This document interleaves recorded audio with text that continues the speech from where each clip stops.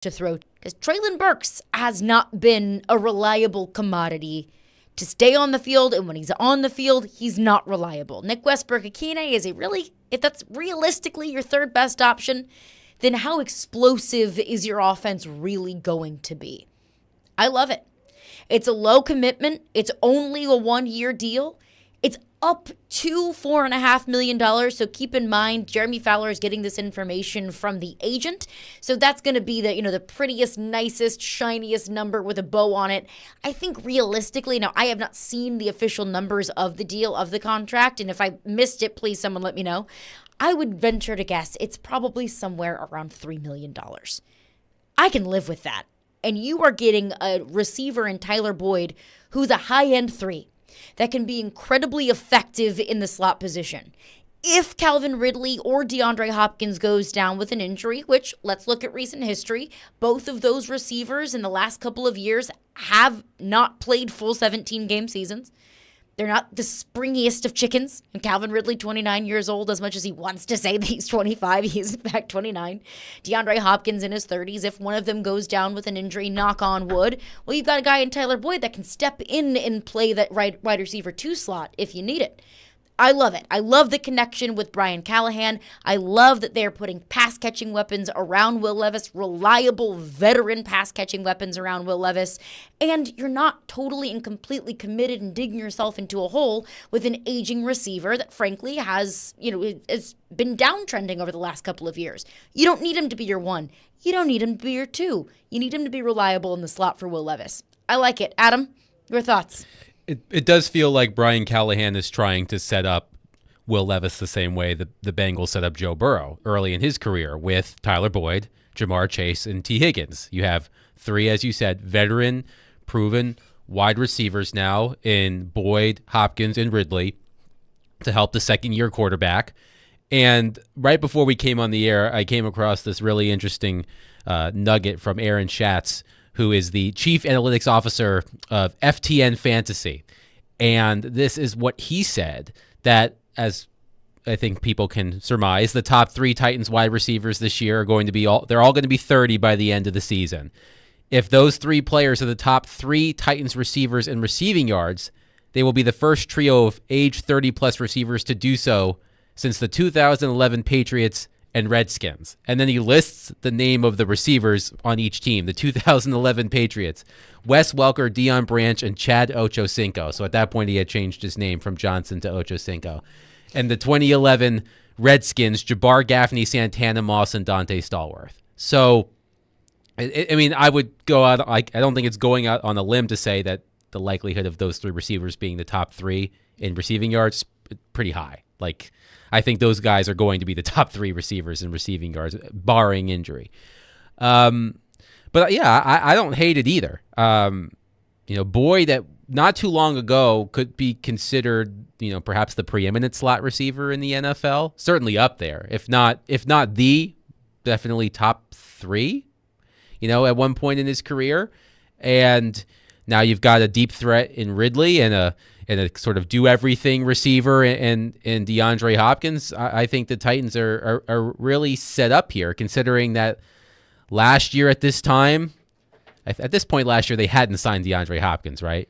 Were we on DeAndre watch at this point? We were at the very beginning. Back was going to throw the ball to. Is it going to be Treylon Burks and Nick Westbrook-Akine and Kyle Phillips? And looks like it was end of July for Hopkins. Oh, July. So at this point we were thinking, is Jared Stillman going to be wide receiver 3 for the Tennessee Titans? We were worried about who at the time Ryan Tannehill was going to throw the ball to. We don't have those concerns with Will Levis at this time. He's got 3 tested veteran wide receivers who have proven to be effective over a long stretch of time. So yes, there are other things that the Titans need to worry about, and we'll get into that. But in terms of catching the ball, the Titans are pretty well set up this season.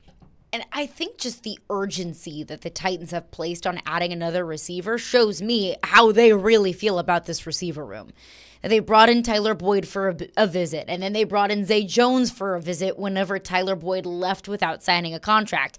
And I've seen a lot of thought and, debate back and forth about, well, did the Titans bring in Zay Jones and place some urgency on Tyler Boyd to sign that contract? Like, maybe that was the Titans, covering their own asses. Maybe that was, to push Tyler Boyd along the way. Or honestly, maybe they met with Zay Jones and they were like, we cannot have this guy. We're going to have to sweeten the pot a little bit for Tyler Boyd and get him to sign that contract. I don't know exactly what it was. I don't know who exactly was holding up the deal, or if the Titans bent the leg, or if Tyler Boyd's people said, no, like, don't go forward with Zay Jones. I don't know exactly what went on behind closed doors. But clearly, it is very clear and it is very obvious that the Titans did not feel comfortable with where that wide receiver room is at. Yeah, and I think this probably spells the end of Kyle Phillips. Like, doesn't appear to be a spot for him now that Tyler Boyd is going to play the spot that Kyle Phillips would have played. Mm-hmm. And, that's the question du jour is, what does this mean for Treylon Burks? Yeah. Because... is there a role for Treylon Burks on this team still? If he is on this team, how many snaps is he going to get? How many catches? How many targets is he going to get? I know that Burks is not a slot receiver, but Boyd is going to be on the field a lot. Mm-hmm. So is Ridley, and so is Hopkins. So they're not going, there's not going to be as much opportunity for Treylon Burks, and you could argue that he doesn't deserve more opportunity because he hasn't shown himself to be capable enough to do that yet. And that's really the question now that Tyler Boyd is in the fold and you've got two other big wide receivers that are going to take up a lot of snaps, where does Treylon Burks fit into the situation? And that's a big question, and we'll continue to get into that and address that question. But I will always go back to your best ability is your availability. Treylon Burks has not been available. Tyler Boyd played 17 games last season, 16 the year before, 16 the year before, 15 the year before in a 16-game season, all 16 games in 2019. Like, the fewest games that he's played in his entire career was 10, and that was 2017. So he has been the picture of reliable and available. He had nearly 700 yards last year, 762 the year before, 820 the year before, 840 the year before. And keep in mind, those are all years after the Cincinnati Bengals brought in T. Higgins and Jamar Chase. So he's been available, and he's been productive even when he's on the outside looking in of the top 1 and 2 wide receiver duos in Cincinnati. Treylon Burks hasn't been able to do that. He hasn't been available, and when he has been on the field, he's been streaky. He's dropped some balls. He hasn't been the number one target. So this, to me, the Tyler Boyd signing is, look, he's our insurance for Treylon Burks. Or he's even our guy. Because Treylon Burks hasn't proven to us that he can do what we need him to do, and that's be productive and be available. We were talking about this yesterday, Adam, on our show, and Willie and D. Mace's trepidation of signing a third receiver, whether that was a Zay Jones, whether it was a Tyler Boyd. Obviously, now we know the news of the day, Tennessee Titans signing Tyler Boyd. Their hesitance was, if you bring in Tyler Boyd, is that blocking Treylon Burks? And my point is, the Titans are going to put, I would at least hope so, their best 11 on the field at all times. If Treylon Burks is part of that best 11, he's going to be on the field. And if that means sitting Tyler Boyd on the bench because Treylon Burks is a better option for you, then that's what you should do. And at a price tag of up to $4.5 million, as we know, that's not necessarily $4.5 million. Let's say, to be fair, the total that the Titans are probably paying him, cash, is about $3 million. I can live with $3 million sitting on the bench if Treylon Burks is showing you more promise and is able to be available. But if Treylon Burks is not available, as he has not been able to be over the past couple of seasons, then Tyler Boyd is a reliable pass-catching veteran that Will Levis can lean on. And at the end of the day, Warren Sharp pointed this out on Twitter, that the Titans had only 3 players last season with 30-plus receptions, and only one was a receiver.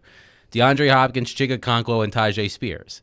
And That's wild. Yeah, I mean, I have to imagine that that's the lowest in the league, just offhand, the number of receivers with 30-plus receptions per team. But now you don't have to worry about that. I mean, there's only one ball, and we know that, before. I mean, last year we knew that Will Levis and Ryan Tannehill, they were going to go to DeAndre Hopkins as much as humanly possible. They were going to force that ball to DeAndre Hopkins as much as they could. And look, DeAndre Hopkins has proven that you feed him the ball, he's going to catch it more often than not. But now there's more to go around. I mean, now there are more threats on the field. You can't just put your best defensive players on DeAndre Hopkins because you're going to get burned by Calvin Ridley, or you're going to give up something underneath to Tyler Boyd. Like, now the Titans have options. Just on paper, they look so much more dangerous. And correct me if I'm wrong here. I mean, I know that Tajay Spears can catch the ball out of the backfield. Tony Pollard, he's pretty good at catching the ball out of the backfield. No, absolutely. And that was something that the Bengals had in Joe Mixon. Mm-hmm. Joe Mixon, very good at catching the ball out of the backfield. So now you've got 3 receivers and a running back, because we know that was not Derrick Henry's forte, was not catching the ball out of the backfield. Now you have 3 receivers and 2 running backs in Spears and Pollard who can catch the ball. There are so many more options now for Will Levis to throw, and that makes the Titans more dangerous. And that's exactly what Brian Callahan said he wanted to do, what Rand Carthon said he wanted to do. He wanted to be more explosive. Well, to be more explosive, you have to have explosive weapons. And I understand that Tyler Boyd is not necessarily the NFL poster child for explosiveness. He just adds another option and more depth to a room that, frankly, needed it. But we'll continue the conversation. Adam, you brought up a very key point as far as the Tyler Boyd sweepstakes is concerned. I saw something on Twitter earlier as soon as the news came out that Tyler Boyd was signing with the Titans. And this could totally just be off-season fodder. It could totally just be, a topic of conversation following the news that Tyler Boyd was signing with the Titans, or it could be actual intel. But when this person says something about the Titans, I have to pay attention to it. And we'll get into that coming up next. Caroline Fenton, Adam Vingan in for Jared Stillman today. Stillman and Company, brought to you by Jarrett Company's Fire and Commercial Plumbing HVAC Division. Call 615-515-1270 or visit jarrettcompaniesinc.com.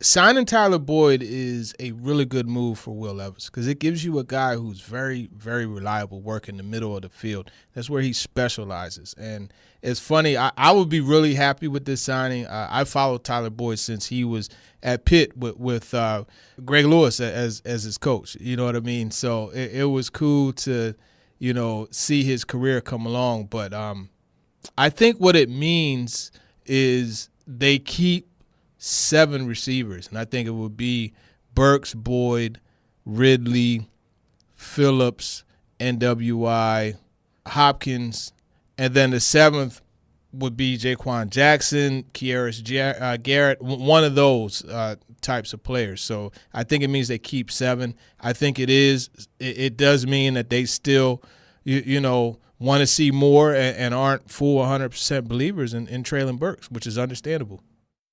That was Teron Davenport on the TD Power Hour, and that was obviously, keep in mind, last Thursday, so before the Tyler Boyd signing.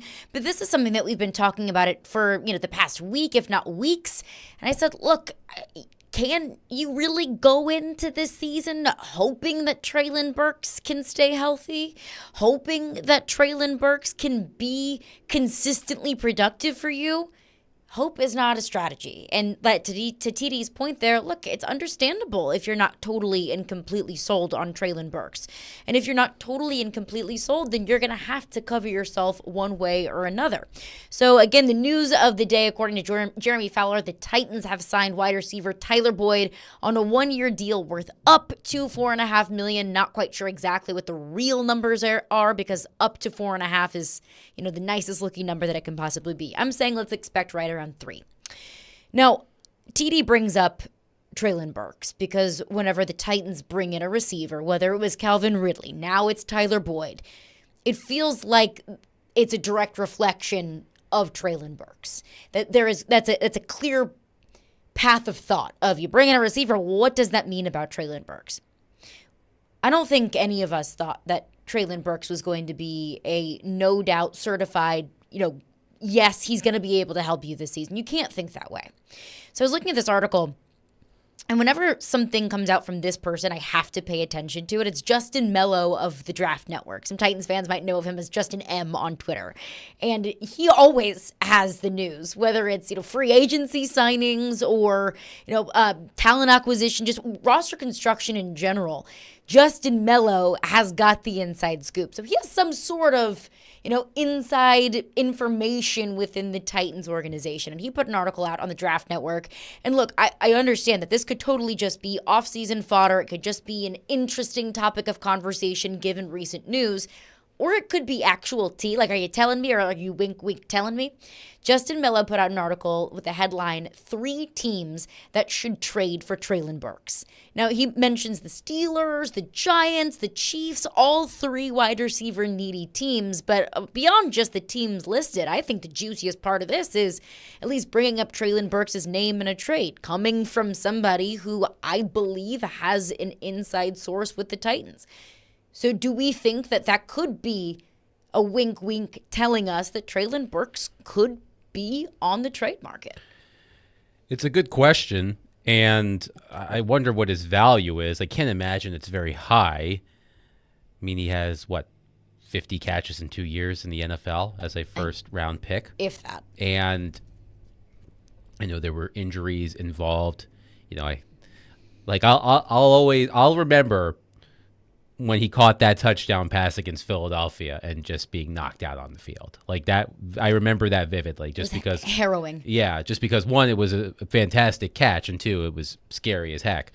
But he just hasn't been available. There have been questions. We've talked about this. This must have been 2 years ago now, where when he first reported to rookie minicamp and we were having to look at the pollen counts every day to make sure he was going to be out there. Pollengate. Because his asthma and whatnot. And look, Traylon Burks was put into an unwinnable situation immediately through no fault of his own because he was acquired with the draft pick that the Titans acquired for A.J. Brown. And when that happens, you're always going to be compared to the player that you were basically traded for. And when you see what has happened with A.J. Brown in Philadelphia, turning into one of the top wide receivers in the NFL, it works against Burks. And again, that's no fault of his own. It's just it was the hand he was dealt, but it has not worked in his favor so far. So, yeah, I do wonder which teams could use Treylon Burks. You mentioned the Steelers. They've got. I'm trying to think of their receivers. They still have. Do they still have Deontay Johnson? And No, actually. No, Deontay Johnson. So do they still have George? Was it George Pickens? It's George Pickens. And where did Deontay Johnson go? Deontay Johnson was traded Carolina, to Carolina. Oh, okay. Yeah, Yeah. that's Got it. right. And then they drafted Roman Wilson, the receiver out of Michigan, in the 3rd round. They picked up Van Jefferson in free agency. But right now the receiver room is George Pickens is the number 1. Yeah. And then a 3rd-round pick and an aging Van Jefferson. And the Giants picked neighbors in the draft. They've got Jalen Hyatt. They've got Darius Slayton, who's never really available either. Right. And then what was the other team? The Chiefs. If he goes to the Chiefs, he's going to become a Pro Bowler. Like that. It would just. Can you imagine? Right. Well, which receiver did they get? Did they get Xavier Worthy? Yeah, they got Xavier Worthy in the draft, and it's just like. And they brought in Hollywood Brown. I forgot that. Marquise Brown. That's right. I forgot about that. Rashee Rice got in trouble this offseason, so that's probably why their depth chart takes a little bit of a hit. But Marquise Brown is an interesting comparison, right? Because he's immensely talented too, but you've always felt like he's left you wanting more. Like it felt like it was that way in Baltimore. It was kind of that way in Arizona. You're hoping by putting him with Patrick Mahomes, you can squeeze more out of him, and that's what happens when you play with the greatest quarterback playing today. So, perhaps that works for Treylon Burks. But yeah, those teams certainly could use some receivers. I mean, that was the problem with the Chiefs last year is they did not have a sure-handed wide receiver, and they had too many drops, and I mean it just worked out. I mean, they won the Super Bowl, right? Didn't matter, but it was still crazy what happens when you have Patrick Mahomes, isn't it? Yeah, and Travis Kelce, who didn't even have a great season by his own account. But yeah, I mean, I don't think the value for Treylon Burks, and sometimes it's just addition by subtraction, kind of. It's just like, hey, we tried with this guy, it's not going to work. Recoup a 5th or 6th round draft pick and just move on. Like sometimes cut and bait is the best asset that you can acquire. So yeah, I mean, I think some team will absolutely take him and hope that they can resuscitate his career. I wonder if those teams will think of, it's not a perfect comparison, but those teams will think of Treylon Burks like some people might have thought of Andre Dillard when he came here. It's like, well, he's a former 1st-round pick, so he's clearly talented. He and didn't maybe work out there. Yeah, maybe we can get the most out of him. It obviously didn't work in Tennessee, but for Andre Dillard. But maybe a team will take that chance on Treylon Burks. Here's my thing. What's the point of trading Treylon Burks now? Like, what would you get in return? A couple of low-round draft picks to use next year? So what's more valuable to the Titans? A 5th-round pick in the 2025 draft, or the possibility of your former 1st-round pick for whom you traded A.J. Brown, keeping him around and seeing what this upcoming season looks like? If there's a team out there that's willing to trade a starting NFL caliber right tackle for Treylon Burks, sign me up. I'm all for it. I don't think that's happening. I don't think that's happening. I think that it is very slim, the odds of that happening. I don't see the point in doing it now. Before the draft, okay, where you could pick up a couple of draft picks, or we talked about the possibility of a Treylon Burks for Jerry Jeudy straight up trade, and then maybe that helps you, that makes you feel a little bit better about the receiving room. 2 former 1st-round receivers that have fallen short of expectations. Maybe they just need a fresh perspective. But all of those were pre-draft things. All of those were pre-free agency things. Now, whatever you get in return feels like it would be less valuable to me than the potential ceiling for Treylon Burks, unless it's in exchange for a certified plug-and-play game changer playmaker right now. But I don't know who's going to do that. because you're not trading a certified game changer and playmaker in return. Treylon Burks is still very much a question mark.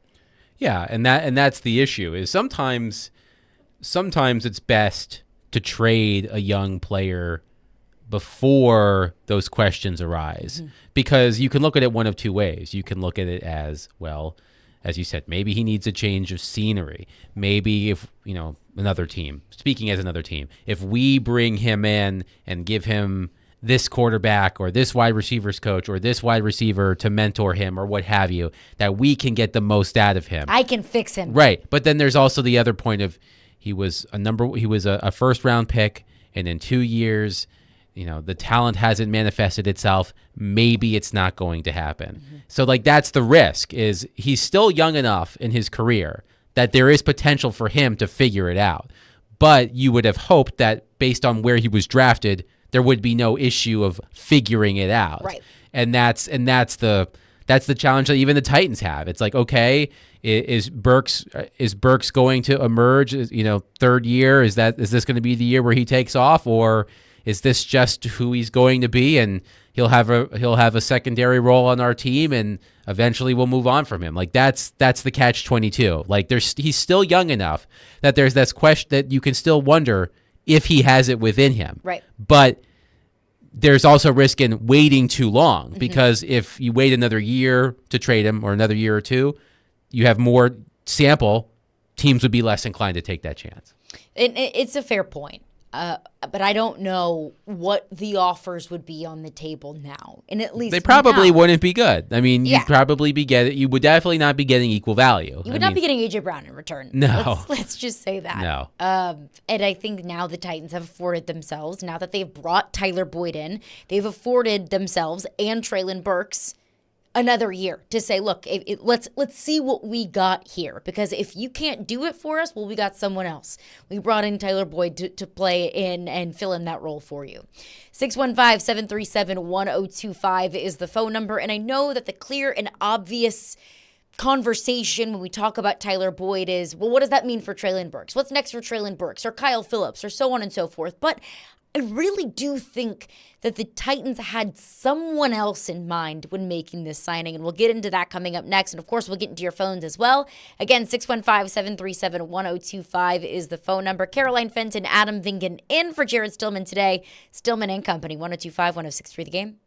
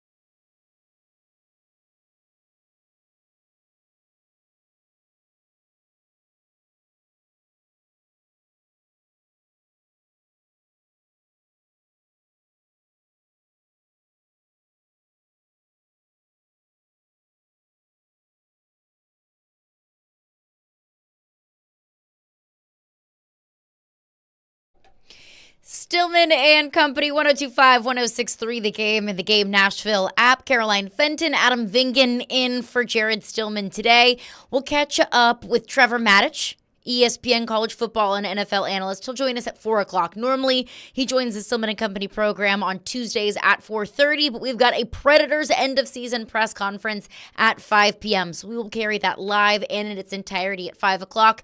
Catch up with Trevor Maddich at 4 o'clock. But now we are talking the Titans signing Tyler Boyd. Per Jeremy Fowler, it's a one-year deal worth up to $4.5 million. To me, this feels like a low-risk, high-reward kind of signing. And I like those kinds of signings. How could you not? Low risk, high reward, low commitment. I think Tyler Boyd is a high-end number 3 who can play that number 2 spot if you need him to. And I see it in the text line, and I do want to get into your phones. And I've seen the conversation on Twitter, and we've had the conversations ourselves on this station. And when we talk about Tyler Boyd, the next question is, well, what does that mean for Treylon Burks? And absolutely, that's a question. Absolutely, Treylon Burks should be part of this conversation. But frankly, Adam, I think that this signing has a lot less to do with Treylon Burks and a lot more to do with Will Levis. Yeah, I mean, absolutely. Like, think about, we talked about this at the top. Just think about now the weapons that Will Levis has at his disposal. DeAndre Hopkins, Calvin Ridley, Tyler Boyd, Tony Pollard, Tajay Spears. If you want to throw Chigakonkwo in there, you can. He did not. Like, I bought into the Chigakonkwo hype last year. Like, I thought he was going to be a breakout tight end in the NFL. And it did not work out just because in limited action 2 years ago, he was really efficient. So now that he was going to be the number 1 option in Tennessee, I thought he was going to be better. He wasn't, but you hope that he'll rebound, but you want to throw him in there as well, you can. That's a lot better than, the Titans have had in recent history. We were talking about this. Chase popped in at one point, and I believe Ian asked Chase if this was the best wide receiver core that the Tennessee Titans have ever had. Now, I'm not qualified to answer that question as much as others are in this room, but I mean, I can't think of one off the top of my head. Like, you were hoping that A.J. Brown and Julio Jones were going to be that, but it definitely didn't work out that way. And people have pointed out on the text line that you keep Treylon Burks because he's younger, and how many more years of? I mean, it's 1 year for Boyd. How many years does Hopkins have left? One as well. So if you move on from Boyd and Hopkins after this coming season, you're going to need people to fill that void, and Burks can be that guy.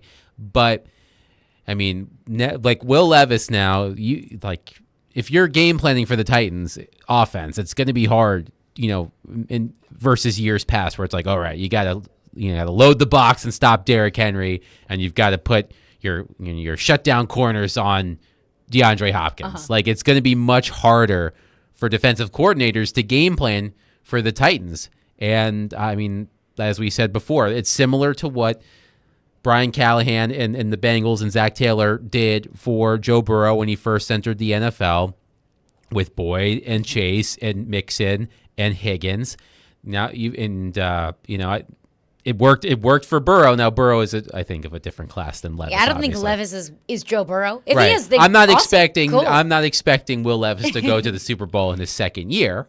I mean, I could be wrong, but you could see that Brian Callahan is trying to give Will Levis the same opportunities offensively that Joe Burrow had early in his career. And when Chase popped in here, we were talking about what is a young quarterback's best friend. Well, it's easy checkdowns. It's a pass catching running back. It's a tight end. It's a veteran slot receiver. Essentially, it's guys that the young quarterback can rely on to know that if I lob that ball up there, and maybe it's not the most perfect pass, but a veteran wide receiver is going to be able to come down with it. And there are so many changes to this offense. New offensive coordinator. The offensive coordinator himself is new, and Brian Callahan has never called plays before at the NFL level. Will Levis, this is his 5th offensive coordinator in as many years? Transferred from Penn State, that was one offensive coordinator. Had 2 offensive coordinators at Kentucky. Tim Kelly last season. Now Brian Callahan will be calling plays and Nick Holtz will be his offensive coordinator. It's a lot of moving parts that if you can just give Will Levis a little bit of consistency, if you can give Will Levis a little bit of reliability around him, because it was nothing but just like craziness last year. How was any young quarterback supposed to thrive or even, show a fraction of promise in what the Titans put around Will Levis this past season? I have said that this offseason should be the Titans' way of saying, what can we do to help our young quarterback? How can we protect our young quarterback? How can we give our young quarterback good coaching? How can we give our young quarterback solid pass-catching weapons? And if Will Levis shows steps forward and shows promise and shows, hey, look, he can be a franchise quarterback in this league, then great. You move forward with that frame of mind. But you also need to know if he's not. That if you give him more protection, if you give him more pass-catching weapons, and he still struggles and he's not taking those steps forward, then we need to have the quarterback conversation. But you're not going to know the answer to that question of, is Will Levis an NFL franchise quarterback, unless you give him some pieces. And the offensive line remains a question. Totally. We'll see if J.C. Latham can make the transition to left tackle at the NFL. That potentially means that Nicholas Petit-Ferrer is starting at right tackle, which I heard Jared screaming about for a change the other day. It was nice to hear him get riled up about things every once in a while. It had been a minute, Well, it had been about a week since he said he was going to lead the parade. He was going to drive the parade float for when Rand Carthon got fired. So that was a muted reaction compared to that. Look, I like the addition of Lloyd Cushenberry at center, like an actual center, unlike Aaron Brewer. And I saw Lloyd Cushenberry hike a catfish to Will Levis the other day, and the timing seemed pretty good there. So if you can snap a catfish, right? If you can snap a catfish, you could, it's like if you can dodge a wrench, you can dodge a ball. If you can snap a catfish, you can snap a football. So Aaron Brewer could not do that. No, he could not. So there are reasons for optimism a little bit on the offensive line, but yeah, that's the big question is, can the Titans offensive line keep Will Levis in the pocket and upright long enough so that he can throw to all these players that we're talking about? Yeah, Tyler Boyd does not erase all of your problems. No. You still do not have a right tackle, which I'm sure you heard on this program several times yesterday, that I still have concerns about J.C. Latham's transition over to the left side, that I still have concern about inside linebacker, or who is the green dot. You don't have a safety. So there are still a lot of problems that have not gone addressed that the Titans need to address this offseason. But Tyler Boyd signing, I'm for it. Right to your phones on this coming up next. Your reaction to the Titans signing Tyler Boyd, 615-737-1025 is the phone number. Stillman and Company, 1025-106 for the game.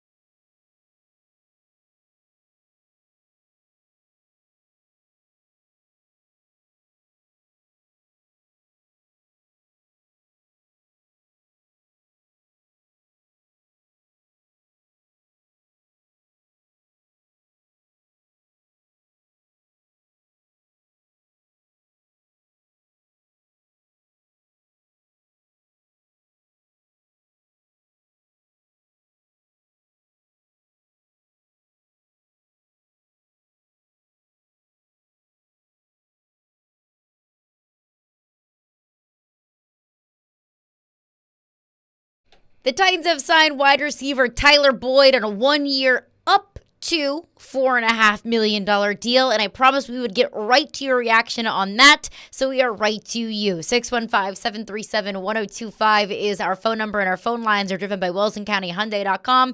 Caroline Fent and Adam Vingan in for Jared Stillman today. Kyle is on the line with a thought on Tyler Boyd. What's up, Kyle? Hey, guys. So did Jared have to call out because Rand made too good of a signing today?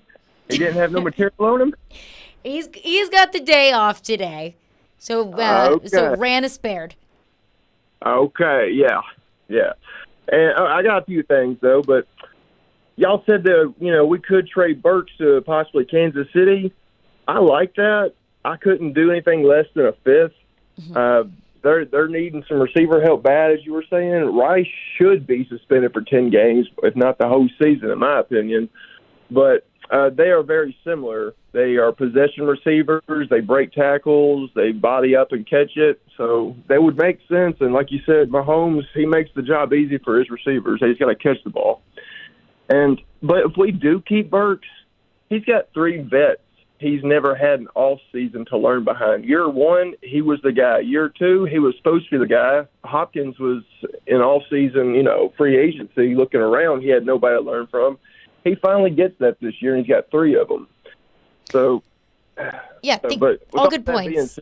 Thank you for your call, Kyle. Thank you for your call. All good points. To the second point about him being, the guy in year 1, well, welcome to life as a first-round pick in the National Football League. Who do we expect to be the guy in New York this year? Malik Neighbors, because that's the expectation as a first-round receiver. And to his initial point about potentially trading Burks to the Chiefs, and now this is coming from Justin Mello of the Draft Network, just threw out 3 potential trade partners for the Titans and wide receiver needy teams. If I am a general manager of the Chiefs or the Steelers or the Giants or a wide receiver needy team out there, am I going to trade, let's say, a 5th-round pick for Treylon Burks, who has been hurt in both of his seasons in the NFL and has a total of 49 career receptions for 665 yards across 2 seasons, and have to give up draft capital in order to get him? Or am I just going to sign a guy like Zay Jones, who's a free agent and has done more in the league than Treylon Burks has?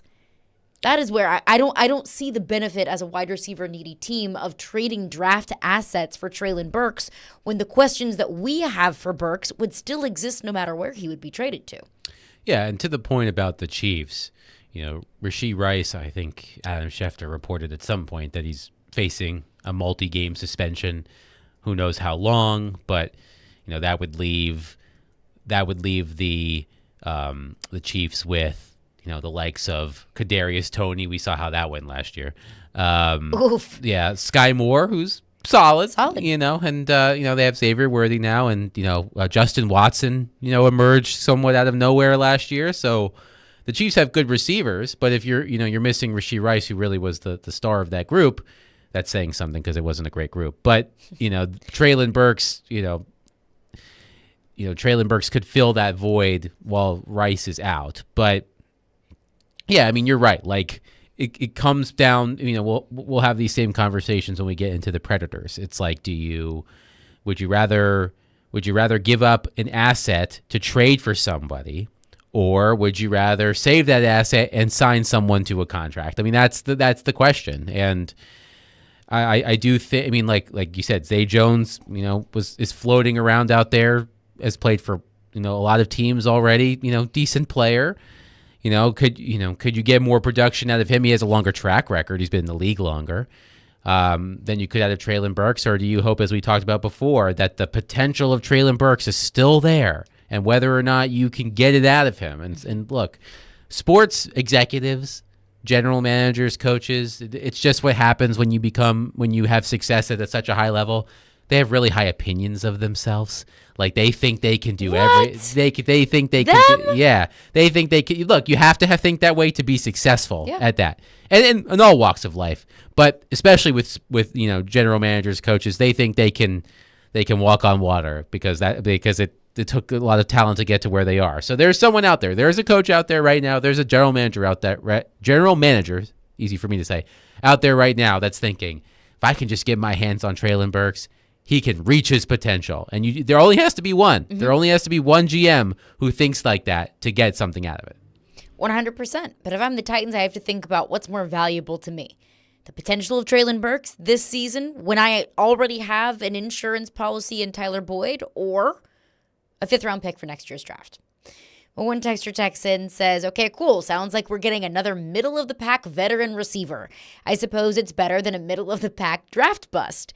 Here's my thought on that, because I know I've already heard it in the text line. I've seen it on Twitter, so on and so forth, of, great, here's just another underwhelming veteran receiver who's going to retire with the Titans. And I'm sure Julio Jones probably comes to the mind of a lot of Titans fans.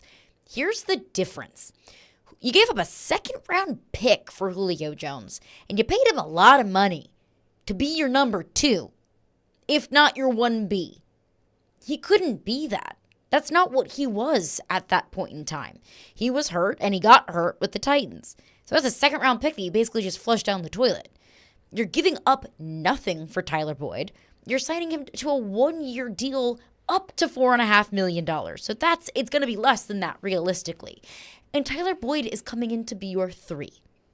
You don't have high expectations for Tyler Boyd. If Tyler Boyd has a 600-yard season, which I think is very much so in the cards, since he's coming off of a season that he had just shy of 700, with half of the season with a Joe Burrow who couldn't move, and the other half of the season with Jake Browning, like, I can live with that. This isn't the same as, same old Titans bringing in the Julio Joneses of the world.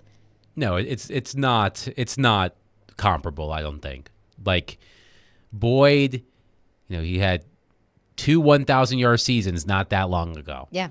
And, the fact that now you have, as we said at the top, 3 receivers who are all, look, that is one of the potential downsides of this, is now you have 3 receivers who are closing in on 30 years old.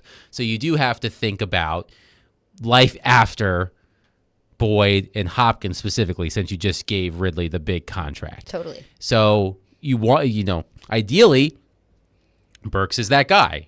When one of those 2 players or both of those players leaves potentially after this season, Burks is one of the guys that fills in. And I can understand the argument about about him having the role models there to steer him along. But there's only so much of that can get a player to where he needs to go. Like, it's great that Treylon Burks can sit under the learning tree of DeAndre Hopkins and Calvin Ridley and Tyler Boyd in some form or fashion. And that is helpful. I'm not discounting that. But then it's up to the player to take those lessons and actually put them onto the field. And we haven't seen that yet from Treylon Burks. And if he does have a breakout season, how much of that is going to be because of the influence of those players? You can't really quantify that. So, I don't want to discount the mentorship that those players can provide Treylon Burks, but that's not going to ultimately lead him to having success in the NFL. He's got to do it himself. And I understand that the Titans need to get younger at the receiver position. You're not going to get younger at the receiver position right now. The only way you get younger is by drafting those receivers. The Titans didn't draft a receiver in the draft this past season.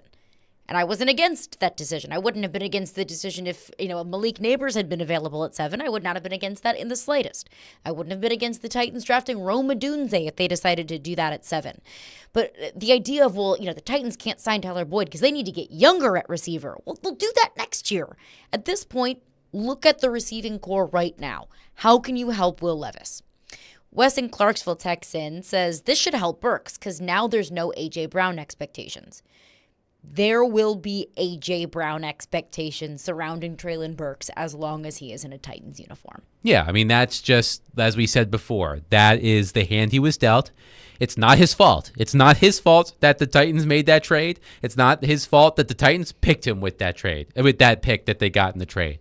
But it was him, and it happens in all sports. It's not just, this is not unique to Treylon Burks. Mm-hmm. That if you are traded for a popular or proven player and you're a younger commodity, the comparisons are always going to be there.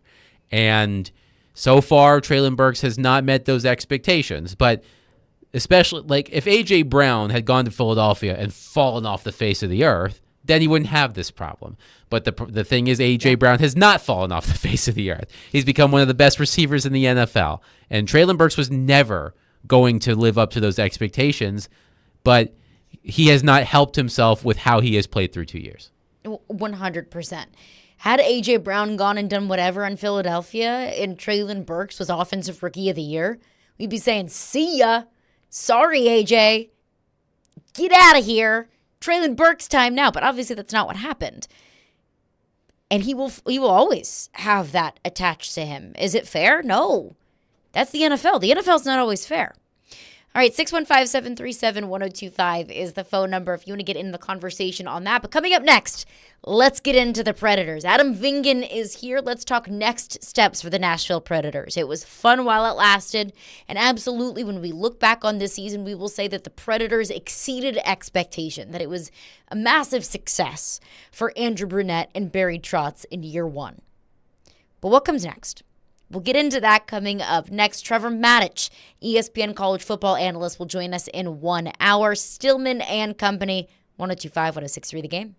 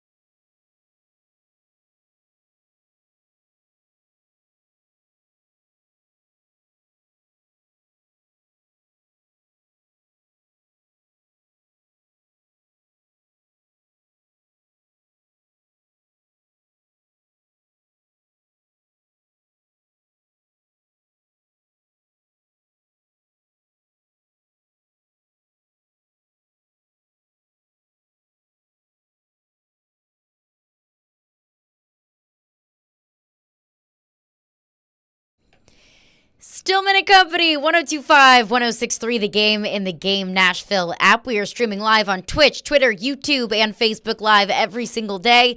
And we are broadcasting from the Busy Bee Plumbing, Heating, and Air Conditioning Game Nashville studios, home of the $99 yearly Beehive membership, where the buzz is always about great service. We'll catch up with Trevor Maddich, ESPN college football analyst, in 1 hour. We'll get his thoughts on the Titans signing Tyler Boyd, and also his thoughts on now the next biggest question surrounding the Titans, and it's who the heck is going to play right tackle. So we'll catch up with Trevor Maddich in 1 hour. Barry Trotz and Andrew Burnett will speak with the media at 5 p.m. We will carry that live and in its entirety right here on 1025 and 1063 The Game. Caroline Fenton, Adam Vingan in for Jared Stillman today. We're talking Titans in the last hour, but we've got Adam Vingan in studio, so we're talking Predators. And look, I didn't want to hear the nobody expected the Predators to be here after the Predators blew a 3-1 lead in the third period of Game 4. I didn't want to hear that because although it was true, it doesn't excuse you blowing a 3-1 lead in the third period at home against a third-string goaltender. But now that the playoffs are behind us, now that the Predators have been eliminated from the playoffs, I can say wholeheartedly, this season was a resounding success. Barry Trotz said, be patient with me, be patient with us in year one. And the Predators found themselves in the playoffs and didn't just squeak into the playoffs. They found themselves firmly in a playoff spot. After the 18-game point streak, absolutely, this season was a success. But now we have to ask ourselves, what comes next? Because Barry Trotz is faced with some pretty massive and franchise pivotal decisions. Do you decide to double down on what you did this past season and you go out and sign a bunch of veterans? We'll get into that, the Marners, the Stamkoses of the world. Do you decide to pivot into the youth movement? Because I keep hearing this narrative of these young Predators. This team is not young. Yeah, I don't know what the average age is off the top of my head, but I'm betting to guess it starts with a 3. So this team's not young. There are some young pieces, but it's not a young team. So do you decide to fully commit to the youth movement this upcoming season? But I think all of those questions are couched with, what do you do with the goalie this offseason? Adam, your initial thoughts on what you think the Predators will or what you think the Predators should do with UC Saros this offseason. I think it's time to move on from Saros, and I'm going to repeat sort of what Jared said yesterday. It's not a reflection of UC Saros as a player. He's a great goaltender. He's been one of the most consistent goaltenders in the NHL over the past number of years. You know, he was a Vezina Trophy finalist one year. I believe he probably should have been a Vezina Trophy finalist more than one occasion. And, you know, the Predators wouldn't, you know, in a lot of ways in the last few years, the Predators would not be where they are without him. Yeah, so he was a Vezina Trophy finalist 2 seasons ago, and he was 4th place last year, so he just missed the cut. But I just think that when you look at the NHL currently, there are teams. Let's look at the teams that are still alive in the Stanley Cup playoffs. You know, Igor Shesterkin for the New York Rangers is a fabulous goaltender. You know, Freddie Anderson for the Carolina Hurricanes since he came back from a blood clotting issue. Fabulous goaltender. Not, you know, he's been in the league for a long time, but a really good goaltender. Colorado has Alexander Georgiev. We can use the example of the Colorado Avalanche winning the Stanley Cup in 2022 with Darcy Kemper as their starting goalie. And his numbers, if I recall,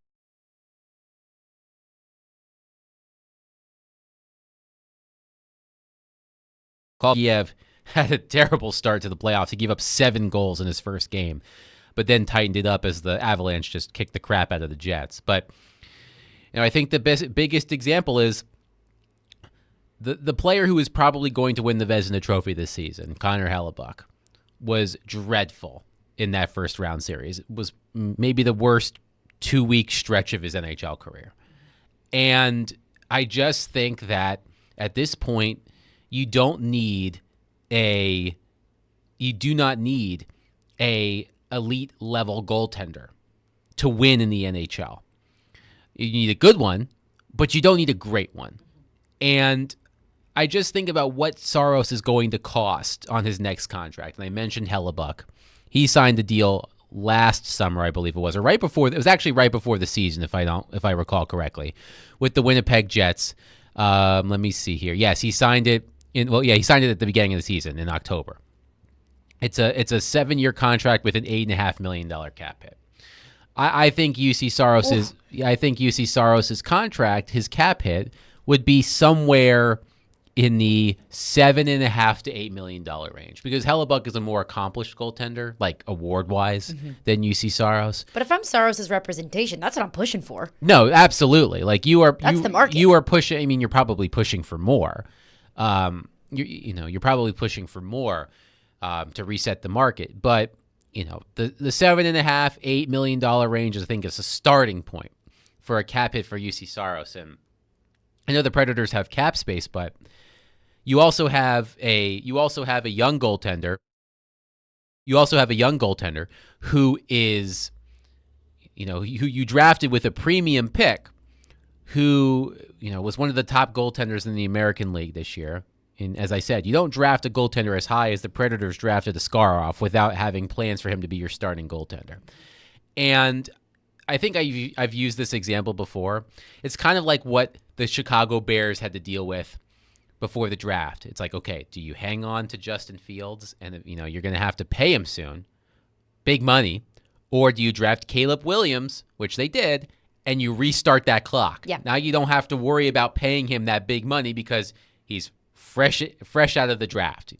And now the option, the contract, now it's the Steelers' problem for Justin Fields. And that's sort of what it is with the Predators. It's like, why pay UC Saros $8 million per season when you have Yaroslav Askarov on an entry-level contract, and his next contract won't be close to $8 million a season. Right. And you reset that clock, and you use that cap space you're saving to acquire the type of forward that you desperately need. So it's not a reflection of UC Saros as a player. He's a fabulous player. But I just think it does not make financial sense to sign him to a big contract when it's clear what your needs are elsewhere. I agree with you wholeheartedly. And again, I'll reiterate what you said. It has nothing to do with UC Saros as a player and as a person. And these are the situations that I'm sure general managers across the league in any sport hate to do. Of, look, we love you. It just doesn't make any sense. Because UC Saros is going to be asking for, let's say, in the range of 6 to 8 years. Well, UC Saros is 29 years old. So you could realistically be on the hook financially to UC Saros until he's 37. You want to do that when you already have this young phenom waiting in the fold? And do you want to tie up, let's say, up to $9 million? Is that fair? Somewhere in the ballpark of $7 to $9 million a year? Yeah, somewhere in that range. For a goaltender? When recent history would show that that's not necessarily a necessary factor in the equation of winning a Stanley Cup. I know that you can show me the Jordan Binningtons of the world that got incredibly hot at the perfect time and probably stole a cup for the St. Louis Blues. I understand that.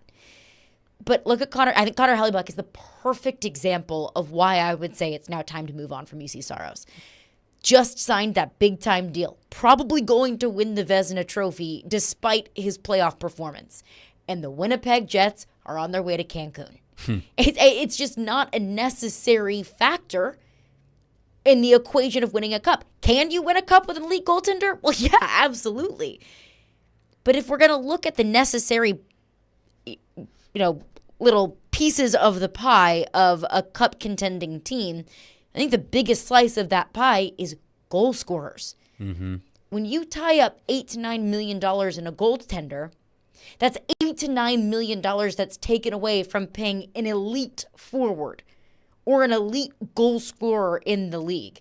And that is a more proven commodity, and that is the more proven path to winning a Stanley Cup than elite goaltending is. Let's use the Vegas Golden Knights as an example.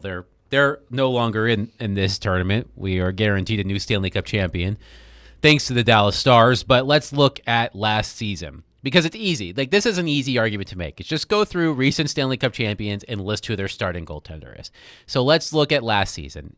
Adin Hill came out of nowhere to help the Vegas Golden Knights win the Stanley Cup last season. But let's talk about the top 3 scorers for the Vegas Golden Knights in the playoffs last year. You had Jack Eichel. He had 26 points. He had 6 goals and 20 assists. You had Jonathan Marchessault, who won the Conn Smythe Trophy, 13 goals, 25 points. You had Mark Stone, 11 goals, 24 points in 22 games. You even had someone like Chandler Stevenson, 20 points in 22 games. Like, obviously, you go back to the Colorado Avalanche the year before. You had Darcy Kemper in net.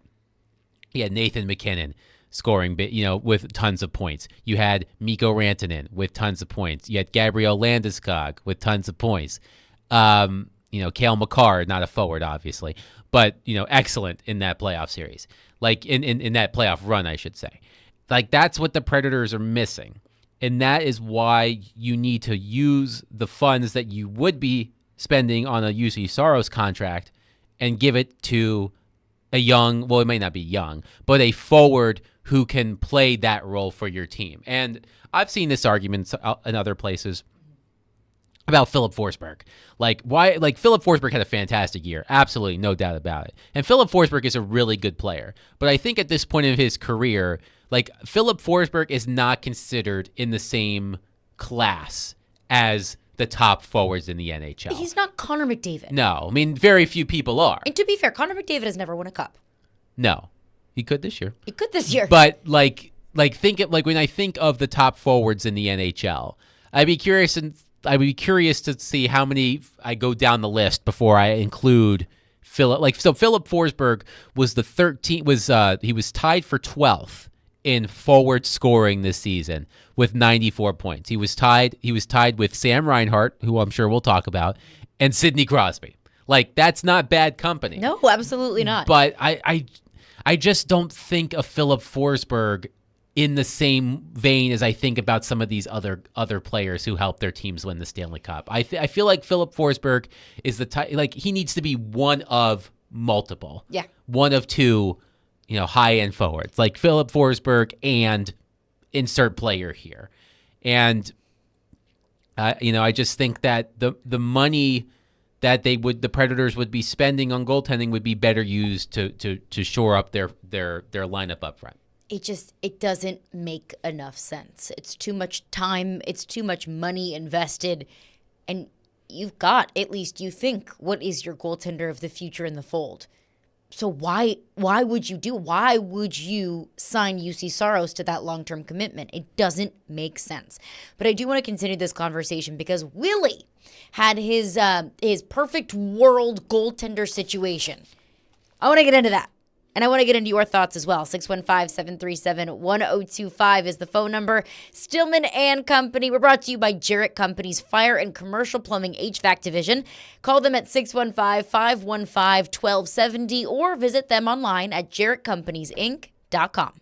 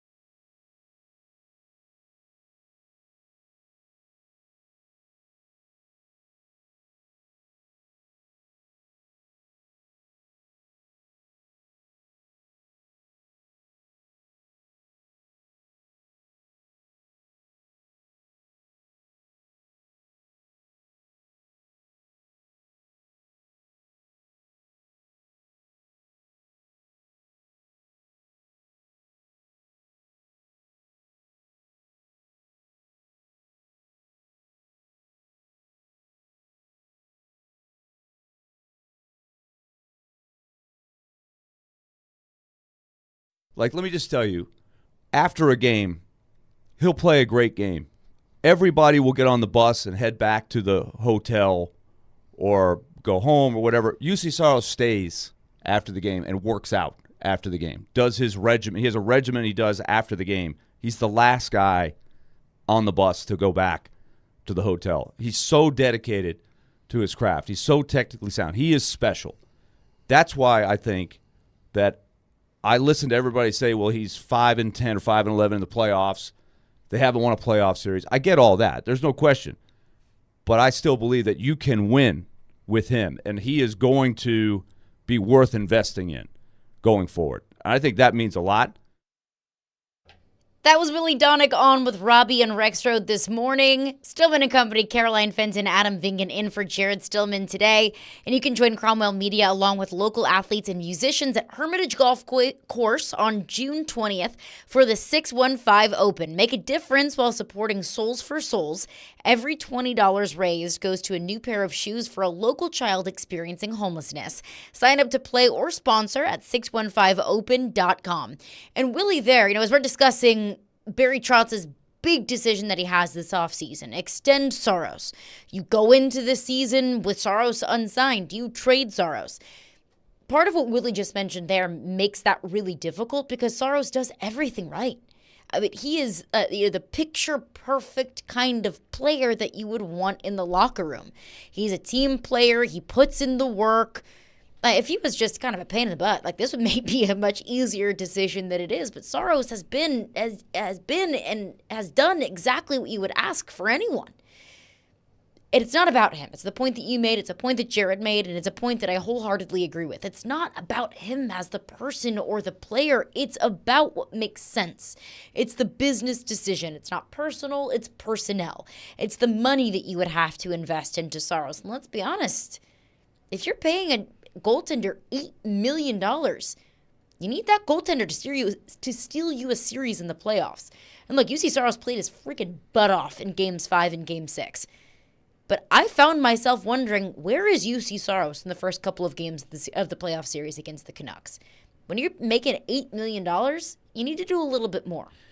And there was a graphic, that went around on social media the other day. It was during Game 7 of the Bruins Maple Leaf series because Ilya Samsonov had to start that game because Joseph Woll got injured.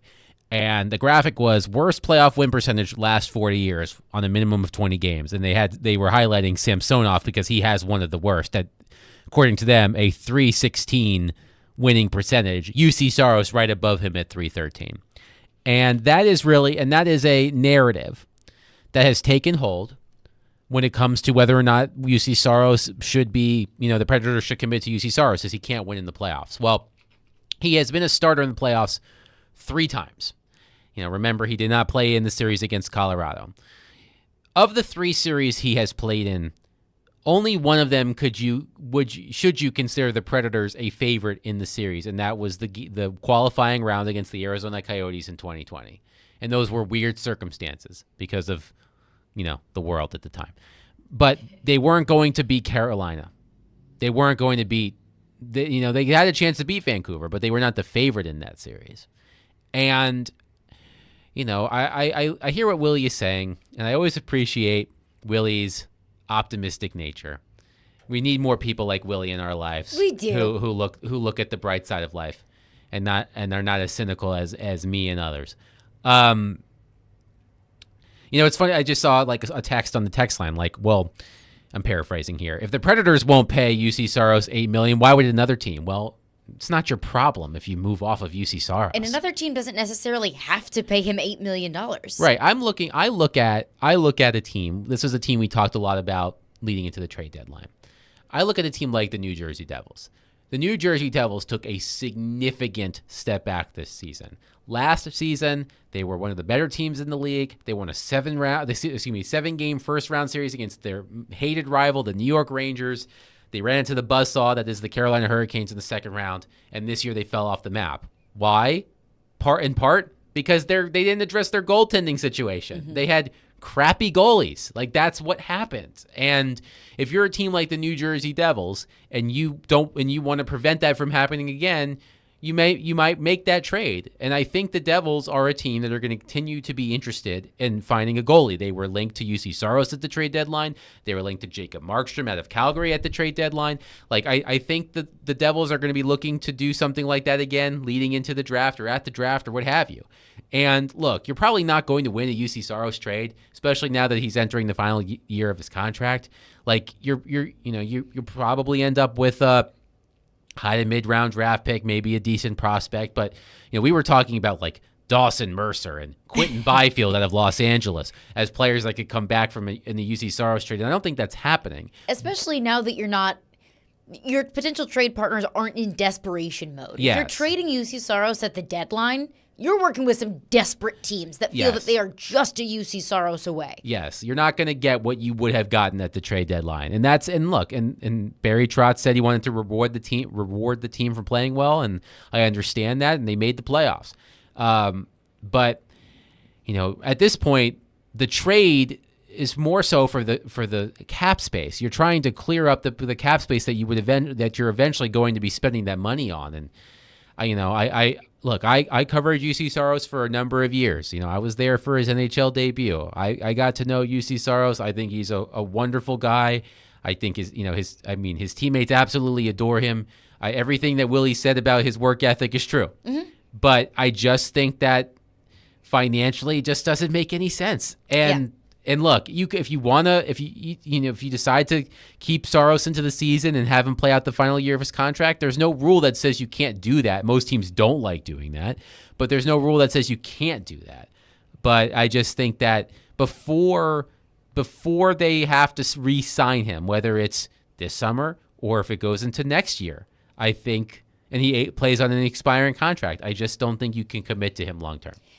I think it's time to move on from UC Saros, and Adam agrees. But Willie's plan for the goalie, for UC Saros, for Yaroslav Askarov, we'll get into that coming up next because, frankly, I could not agree less. We'll get into Willie's plan and his perfect vision for the goaltending position coming up next. We'll get into your thoughts as well. 615-737-1025 is our phone number. Caroline Fenton, Adam Vingen in for Jared Stillman today. Stillman and Company, 1025, 1063 The Game.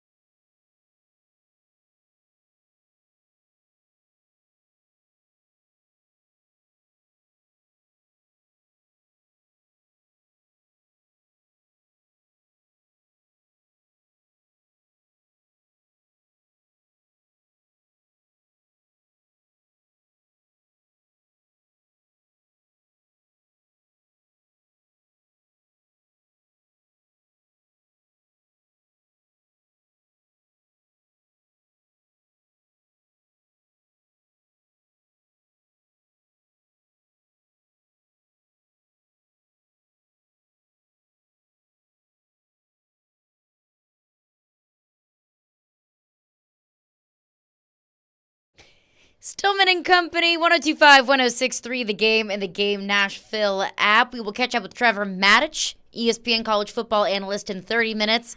What do the Titans do next on the offensive line? Trevor will have the answers. We'll also get his reaction to the Titans signing Tyler Boyd.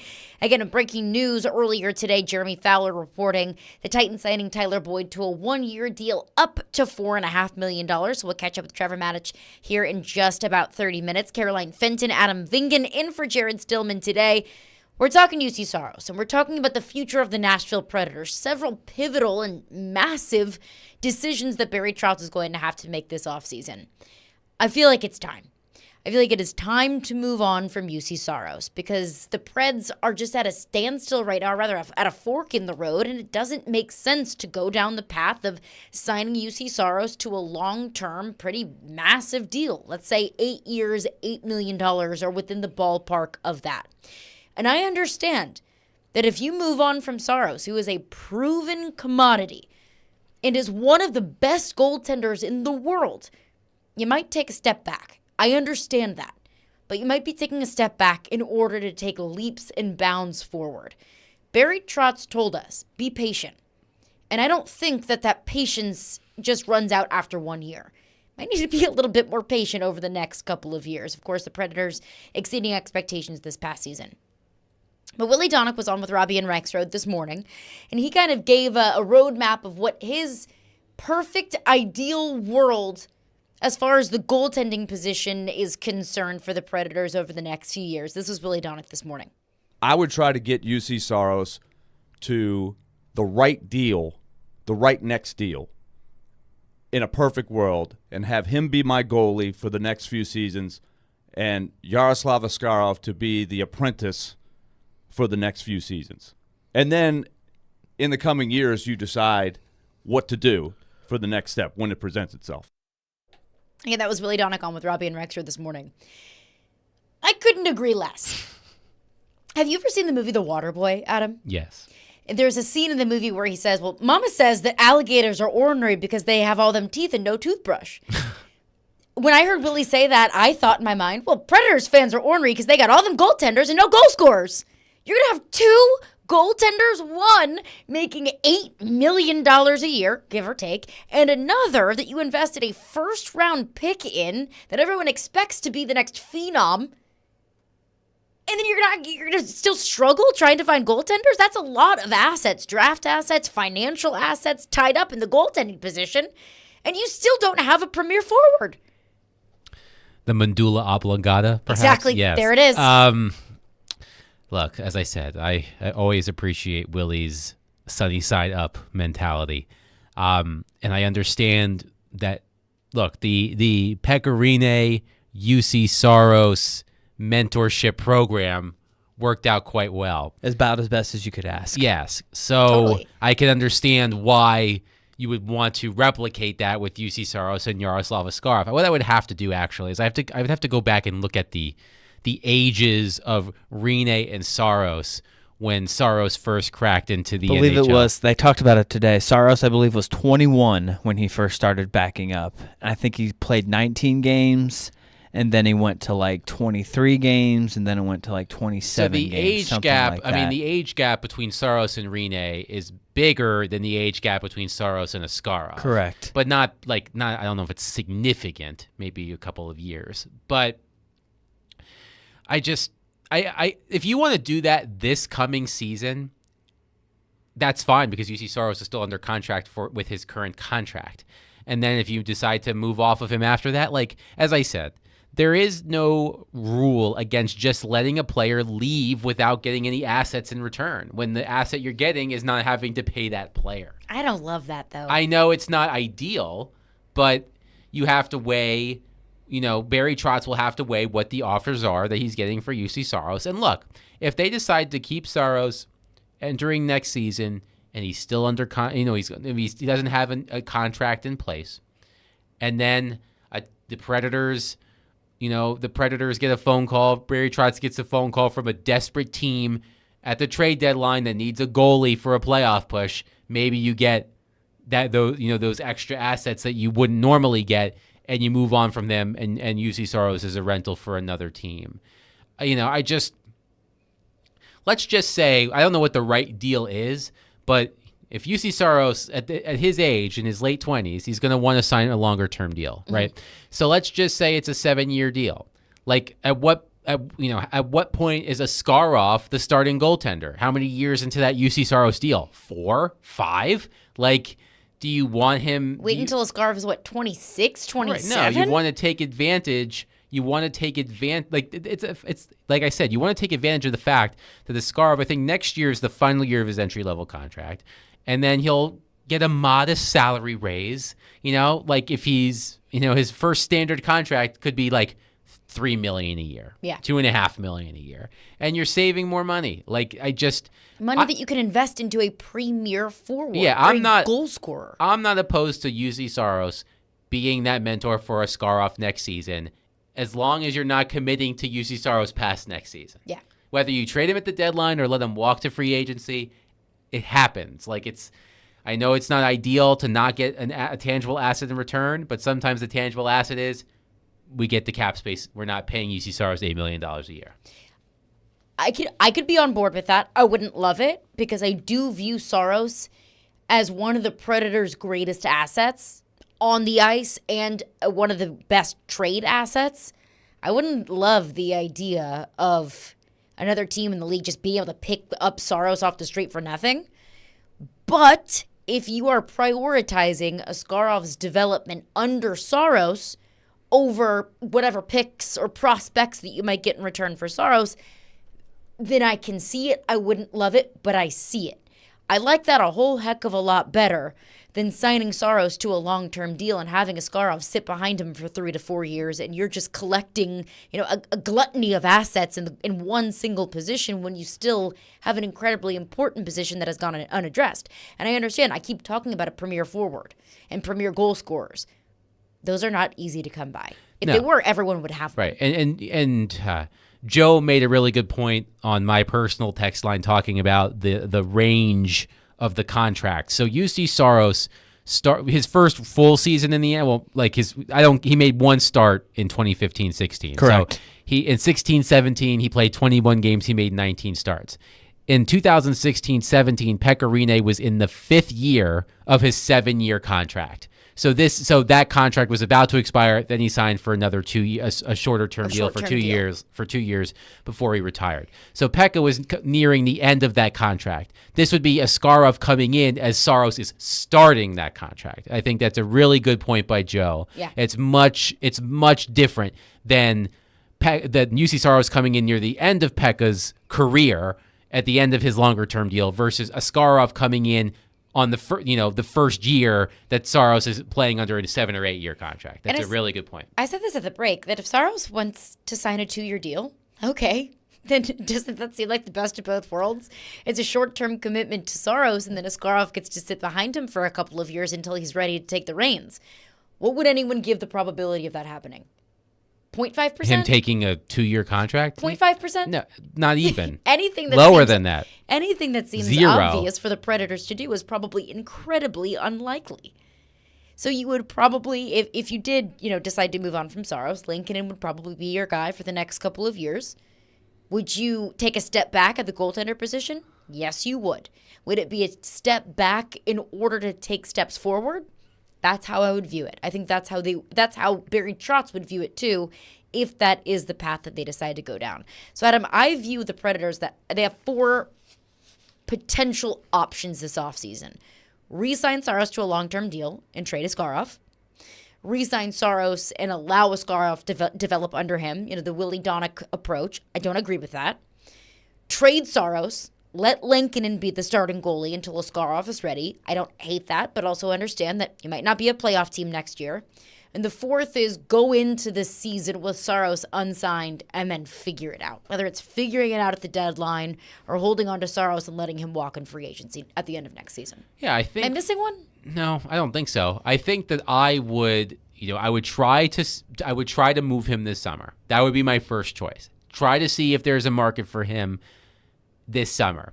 If you can't trade him this summer and he comes into camp next year and it's him and Askarov as the as the goaltending tandem, and that's what starts the season, and you've got UC Saros playing out the final year of his contract, that's fine. Yeah. Like that's okay. And then you could try to move him again at the deadline, or if he walks, he walks. Like, I mean, I just think that I'm not sure.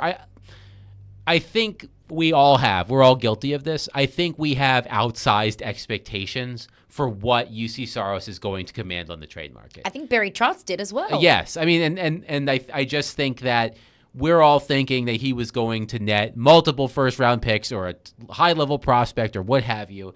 And I think you could get something decent in return for UC Saros, but you're not going to get the haul that changes your franchise. Mm-hmm. It's just goalie trades don't happen a whole lot. And when they do, you don't get a lot back.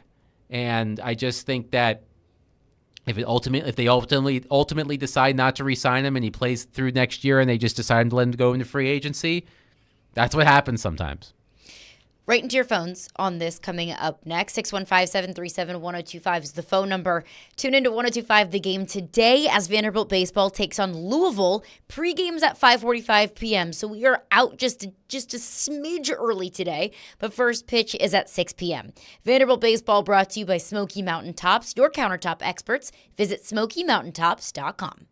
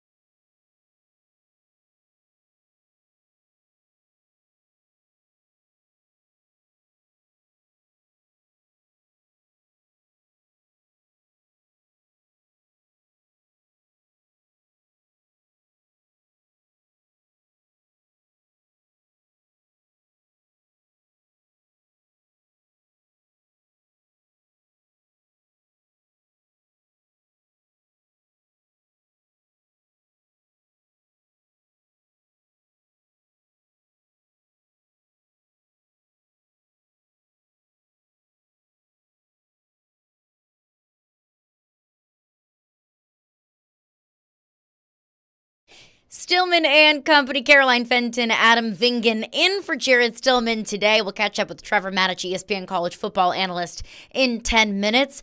Barry Trotz and Andrew Burnett's end of season press conference in just over 1 hour. So we will carry that live and in its entirety. But right now, we are right to your calls, your texts, your questions, comments, concerns, and reactions to the UC Soros off-season question.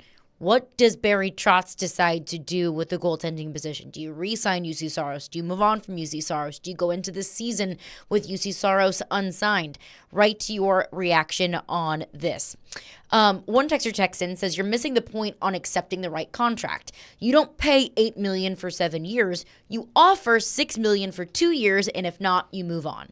Well, he's not going to take that. He's not going to take that. He's not going to take that. And I do think Barry Trotz is enough of a quote-unquote player GM. He's not going to disrespect UC Soros. Yeah. UC Soros has done, like Willie mentioned earlier, everything right for this organization. That you're going to treat him right. You're not going to lowball him.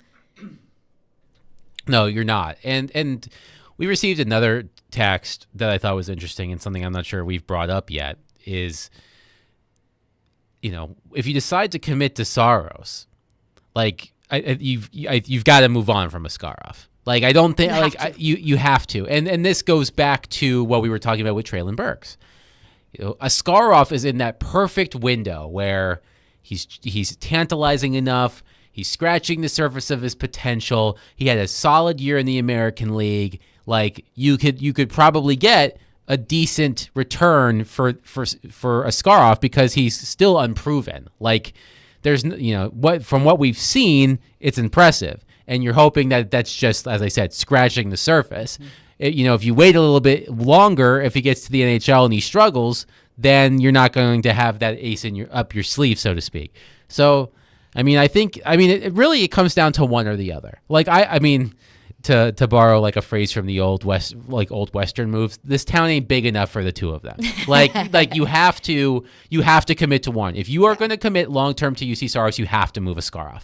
And if you want to save the money, then you commit to Askarov and you let UC Soros go. Like, I do not think there is a world where both of them are on this team long term. And I do think that if you decide to re-sign UC Soros and trade Askarov, you are pushing your chips in the middle for right now. Mm-hmm. That if you're going to re-sign Askarov, then you're going to go out and you're going to pick up another piece like a Marner, like a Stamkos. And those are names that we're going to get into later on in the show. But you're pushing the chips in the middle for right now. That the youth movement, that we've been talking about, like, that's not going to happen. Because you've got a proven goaltender, that you've got a Roman Josi and a Philip Forsberg on long-term deals. And they're not getting any younger either. So I wouldn't be opposed to that path, but you would have to convince me that that's the best path rather than the Chicago Bears quarterback approach that you brought up earlier, Adam, of moving on from Justin Fields before his second deal is due and kind of resetting the clock with the young, unproven, but really high-ceiling quarterback that is worth a lot less money, and you've got 5 years to figure out if he's going to be the next guy. Jordan Nashville texts in, says, I don't know why you would re-sign Soros and keep Askarov, but the Falcons just drafted Michael Penix while signing Kirk Cousins, so there may be answers in that logic somewhere. Different sports, but it feels like it could be very similar to that situation. And I think that's a good comparison, but that was also a move that literally everybody in the NFL did not understand. No, it didn't make it. It did not make any sense. Like, you just committed, what was it, $100 million guaranteed to Kirk Cousins, and then, which is a win now move. Like, you bring in Kirk Cousins because you want, if you're the Atlanta Falcons, you want to win now with Cousins and Bijan Robinson and Kyle Pitts and Drake London, yada, yada, yada. Like, but then Penix is a move for the future. Like, yeah, I understand what the texter is saying, but I think that move was universally panned in NFL circles. So, in theory, it makes sense, but everyone's still killing them for asset management. Right. Think about, like, there were this is on a different topic where we're talking about younger players. There were only 2 players who appeared for the Predators in the playoffs that classified as rookies: Luke Evangelista and Spencer Stasny. And those are the 2 youngest players on their roster.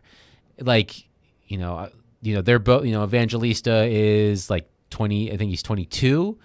And Stastny's maybe 24. Mm-hmm. Like, they're younger players, but like that's it. I'm looking at what I was on with Robbie and Joe this morning, and the player I mentioned is Wyatt Johnston, who is a forward for the Dallas Stars, who led the Stars in scoring in the first round of the playoffs. I think he had 7 points in 7 games, 4 goals for the Dallas Stars. Kid's 20 years old. Kid's going to be a star. Like you need that kind of player. I mean, he was a late first round draft pick. He was the 23rd pick in 2021. He led the team in goals this year. I think he had 32 goals. Like that's the kind of player that the Predators need. I mean, if Johnston is on the right track, he's going to be the Stars' top player for a decade. Mm-hmm. And that's what you need. I mean, they also have Jason Robertson, who's also young as well. But the player like Wyatt Johnston is the type of player the Predators are missing. I mean, he's a 20-year-old who's been in the NHL for 2 seasons. He had a 32-goal season this year. He scored 24 goals in his rookie year. You're hoping that Luke Evangelista can become that player one day. But that's the type of player that the Predators need, and they haven't been able to find it. Like, if we're talking about Tommy Novak as being one of the quote-unquote young No, guys, he's not 27 years old. I mean, he might be young compared to the rest of this roster, but yeah, like you said, if you want to go in the youth movement direction, you can do that. That's absolutely an option at the Predators' disposal with the amount of talent that they have in Milwaukee. But you didn't have that on this team. One texter texts in and says, so if you're not getting the haul, then why move on from Saros when Askarov isn't ready? Stop trying to ship him out to spend money somewhere else. I believe we have enough cap space and draft picks to get someone else. Plus, let's say Marner comes here. Saros would be a big reason he would want to come here, not taking a step back. Well, you're not shipping off Saros just to quote-unquote ship him off. His contract is up next year. You have to make a decision with Saros one way or another. Yes. Like like I said, I can't imagine a scenario that is a good scenario where the Predators have both of them on their roster in the long term. And Jordan in Nashville follows up and says his point about the Preds and Falcons comparison is that it makes no sense. Exactly. Choose one, hopefully Askarov, but not both. That's what Jordan said. So, like, it's not like we're trying to run UC Saros out of town, like in petition to be the one that drives him to the airport to wherever he's going next. But it does not make long-term sense to have both of them. Either commit to Saros long-term and trade Askarov to a team that is enticed by his potential, or commit to Askarov, reset the clock on the contract, and use the money elsewhere. And I just think that the Predators have shown that they did not have that player other than Forsberg, who did not. He was okay in the Canucks series. But, Jared used this example yesterday. When the Bruins needed a goal to save their season from becoming the first team, not only in NHL history, but baseball and basketball history, to blow a 3-1 series lead in consecutive seasons, who was the player that scored the goal? David Pastrnak. Mm-hmm. They don't have that type of player. I think Pastrnak is a better player than Forsberg. They do not have that type of player who, when the Predators were pressing for a goal in Game 6, who's scoring that goal? Like, they don't have that guy. They do not have that go-to guy. Like I said, I think that Philip Forsberg is a really good player, but I don't consider him on the same level as the type of players that we're talking about. And I think that's fair. And if you want to be a Stanley Cup contending team, you're going to want to find that player. You're going to have to find that player. All right, coming up next, Trevor Maddich, ESPN college football and NFL analyst, will join us. Want to get his reaction to the Titans signing of Tyler Boyd. And as we're talking about what comes next for the Predators, what comes next for the Titans now that they've got the wide receiver room figured out, haven't got the offensive line figured out. So we will catch up with Trevor about what comes next for the Titans offensive line. Stillman and company, 102.5, 106.3 The Game.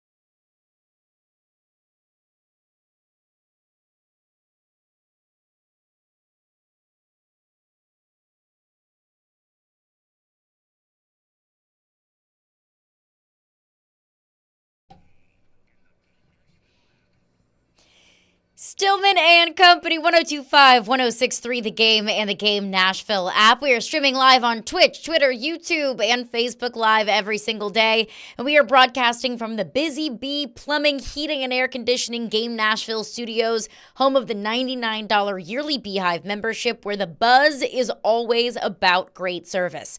We'll hear from Andrew Burnett and Barry Trotz in 1 hour, their end-of-season press conference for the Nashville Predators. We will carry that live and in its entirety right here on 1025 and 1063 The Game. But breaking news this morning, the Titans are signing Tyler Boyd. And joining us now to break it all down is our friend Trevor Maddich, brought to you by ESPN Bet Sportsbook and Houston Clinic Orthopedics, when experience matters. Caroline Fenton, Adam Vingan in for Jared Stillman today.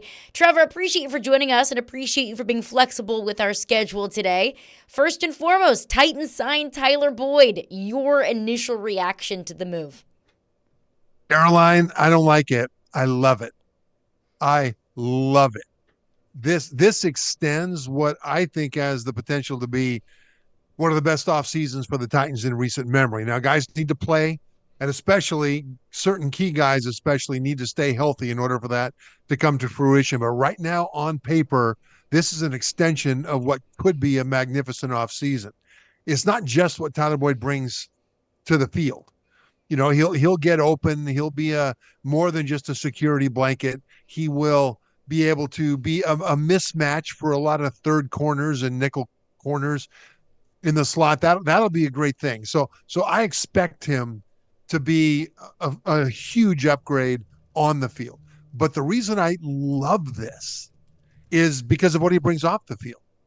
I mean, you've got a new coaching staff with Brian Callahan, the head coach, and of course Tyler Boyd has been in Cincinnati with Coach Callahan as offensive coordinator.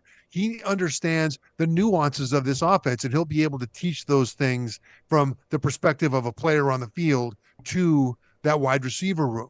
He also will be able to help quarterback Will Levis with the nuances of this offense relative to what wide receivers need from him. He'll also be able to help everybody there in the wide receiver and quarterback rooms understand what the new head coach is all about, what makes him tick, what he expects, what he means when he says this, how he responds when you do that, you know, how you need to impress him, because there are certain things that he's looking for from you.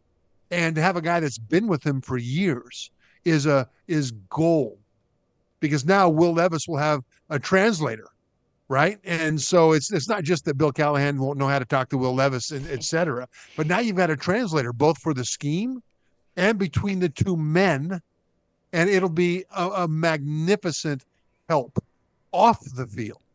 And then he upgrades this wide receiver room on the field, and I think overall this is, as considering it's a 1-year deal at a max of $4.5 million, so it's not a financial commitment and it's not a financial risk. This is about as good a thing as it could have happened to the quarterback and receiver rooms in the first year of Coach Callahan's tenure. Trevor, you scared me for a little bit there, because I love the move too. And it feels like a very low-risk, high-reward move. I love the deal. It's low commitment. It's not a long-term commitment. I love his history with Brian Callahan. I love that Will Levis now has another veteran pass catcher. I love that Tyler Boyd is, comfortable in the role as a wide receiver 3, as a high-end wide receiver 3. I love everything about it. But Trevor, we have a lot of Titans fans that are now wondering, what does this mean for Treylon Burks?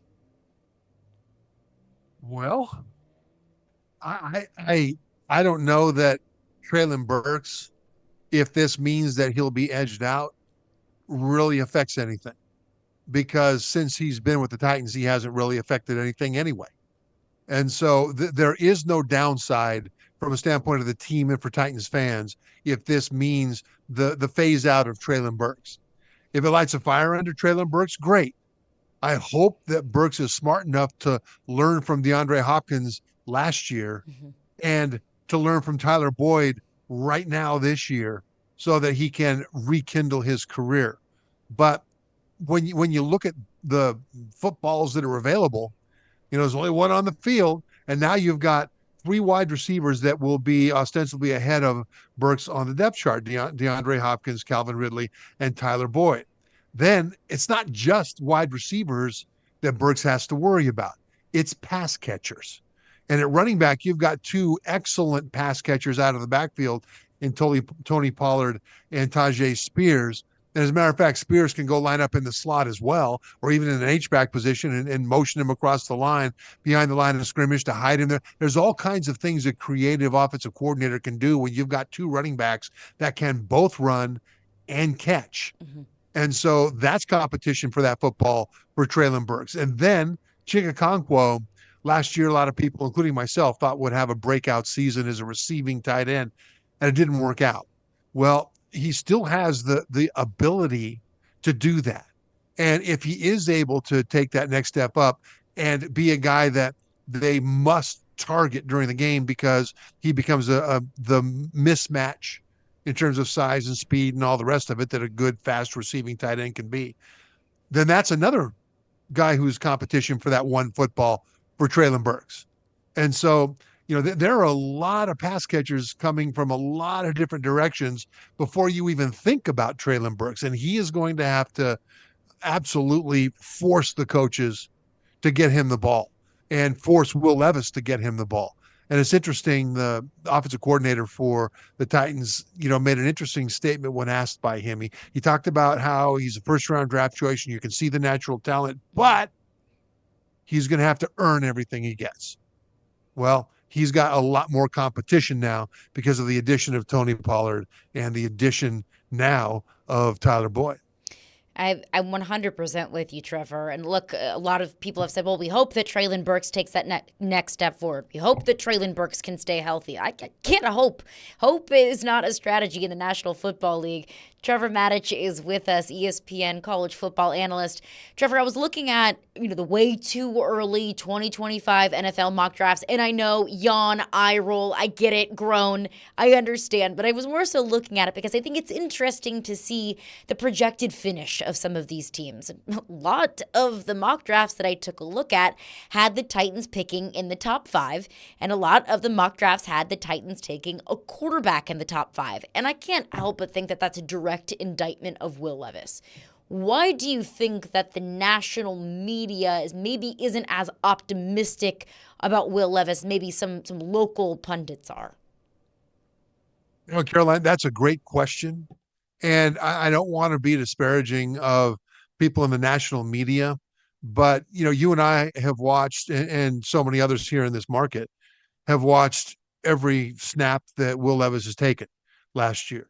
And I think when you look at it from a standpoint of watching his highlights and lowlights, watching a few games, and looking then at the grades and the stats, Will Levis doesn't look all that great, especially when you look at the grades. You combine his quarterback rating and his passer rating and his, sack frequency and all these different things that often downgrade a quarterback. But those of us who have watched every single play understand there's a little bit more to it than that. First of all, you didn't see him make the same mistake over and over and over again. You would see him get smashed and then get up and stay focused and learn from whatever mistake he made and get back in the game and try to apply it. And you could see those things. That's a very important component, in my opinion, for a young quarterback in terms of evaluating what his future might be. Does he have the ability to stay focused under adversity? And I think Will Levis showed us that. The arm talent is fine. It's there. There's not a problem with the arm talent. Yeah. But the ability mentally to stay focused through adversity is important. And the adversity for Will Levis last year was epic. Epic. He had DeAndre Hopkins to throw the ball to, but that's about it. And from a standpoint of wide receiver and tight end, certainly. And defenders knew that, and they focused on making it difficult to complete a lot of balls to DeAndre Hopkins. And everybody else, not necessarily electric in terms of being able to help a young quarterback. But worse than that was the offensive line, which should have its own wing or at least its own display in Canton, Ohio, at the Pro Football Hall of Fame for being one of the most inept offensive lines in the history of this game. Now, a lot of it was injury, and there were all kinds of guys forced into playing that shouldn't have been there. But overall, the production was horrific. And it's not just lack of a running game and lack of protection. It's also taking pass catchers out of the pass pattern. There were a lot of times when the defense would rush 4 guys, but you'd have a tight end chipping on one tackle or just flat double teaming, and then a running back chipping or flat out double teaming on another tackle, the other tackle. So now you've got 2 guys that should be out in the pass pattern stressing the coverage that are in helping to protect when there's only 4 guys rushing, right? So you got 7 blocking 4, and sometimes that worked. Well, that makes it a lot harder for Will Levis to be able to get his stats and his grade and things like that up. And so if you're not watching those things, then you can easily look at his grades and his numbers and say, yeah, he had a pretty bad year. The truth of it is, in the intangibles, I thought he had a year that's incredibly encouraging. Now, I don't know if he's going to be a good quarterback in this league. He's going to have to continue that mental growth that I saw him start last season. But if he's able to do that with a better line in front of him and a deeper, more explosive group of pass catchers, then I think he's got the ability to be the quarterback of the future. Remains to be seen, but I'm encouraged. Trevor, I'm glad that you brought up the Guinness Book bad offensive line, because although the Titans have addressed some positions on the line this offseason, they still have a ways to go. When it comes to receivers, I defer to D. Mace. When it comes to offensive linemen, Trevor, I defer to you. So we'll get into that with Trevor Maddich coming up next. How do the Titans continue to build the offensive line? We'll continue our conversation with ESPN college football analyst Trevor Maddich coming up next. Stillman and Company, 102.5, 106.3 The Game.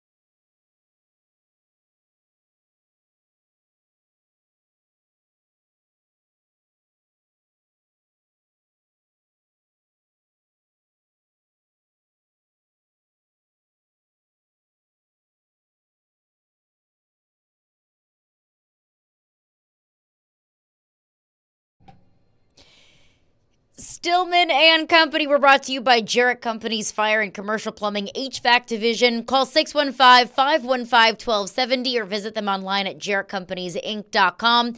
We're talking with Trevor Maddich, ESPN college football analyst, brought to you by ESPN Bet Sportsbook at Houston Clinic Orthopedics. When experience matters. Trev, we know Titans select J.C. Latham with the first round of the NFL draft. Rand Carthon says they're going to play him at left tackle. That leaves the question, who is playing right tackle for the Tennessee Titans? Of the options the Titans currently have on the roster, Nicholas Petit-Frere, Jalen Duncan coming into his second year, Dylan Radins, do you view any of those three as a passable option for the Titans at right tackle? Passable, I think, is where they are right now, Caroline, because they don't have what they're really looking for at right tackle. So they're going to have competition between several guys and hope that at least one of them can have that competition rise up to be serviceable at right tackle. And the thing is, right tackle last year with Dylan Radins settling into that spot actually was not the weak spot of the offensive line, far from it. I don't know that Dylan Radins is the future right tackle. I think moving into right guard and letting him compete there would better suit his skill set. But the fact that he got a lot better last year with the playing time gives me encouragement that with the coaching of Bill Callahan, offensive line coach now, that he'll get better. I think that Nicholas Petit-Frere has a lot more athleticism than Radins and is much more suited physically to playing tackle. And I think that he has a chance to make a big jump this year and surprise a lot of people. Not necessarily be a dominant player, but to be an effective, steady player, which is all they really need at that position right now as they're looking for the next Jack Conklin. They're looking for the next, devastating, cruel, crushing blocker on the right side, which Nicholas Petit-Frere is not. But can he be that steady guy that you could rely on? And, again, you talk about like the national media looking in and they look at the Pro Football Focus grades and things like that. And it looks like that Petit-Frere just has been horrible. And he has been, but if you take a step back and take a look at the bigger picture, his rookie year, he was forced into playing because of injury, I believe. And he did some good things and he struggled. Last year, he got himself suspended for the first 6 games while everybody else was getting into football shape and getting up to speed with the speed of the game. He was watching it on TV. And so finally he comes back and he struggles and then finally gets hurt himself. And so his first 2 years, I don't think are it's not fair to judge what his future could be. This year, however, is. And I think this year, having been in the weight room now for a couple of years, having the coaching staff that he has now, having gone through the adversity that he's gone through his first 2 years, it's all going to be about his mental toughness. If he is mentally tough and if he can bear down and if he can grab adversity with his jaws by the neck and shake it until it's defeated and then toss it into the ditch as he moves forward, then he's going to be a steady player for this team. If he can't do that, then physically he's not going to be able to overcome what would be a mental deficiency. So I'm very interested in looking at the toughness that Nicholas Petit-Frere shows physically, which would be a manifestation of his mental toughness. Because if he's able to do that, I think he's good enough to be good enough at right tackle for this whole thing to function. You bring up Bill Callahan. I do want to get into what I am calling the Bill Callahan effect. But as far as Nicholas Petit-Frere is concerned, I feel like I can say the same thing about him that I did about Treylon Burks. You hope that he takes that next step forward. You hope that he can be available and stay on the field. But Trev, hope is not a strategy. Do the Titans need to go out and find another tackle option that can plug and play if Nicholas Petit-Frere can't make those strides and improvements that you say he needs to make? Right. And if they do, then who? Well, it's fair that this is kind of like Burks in terms of production, certainly, and in terms of reliability.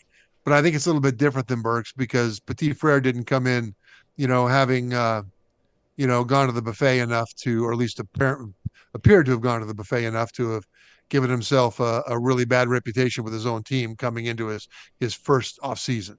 And so, I think it was a little bit different situation.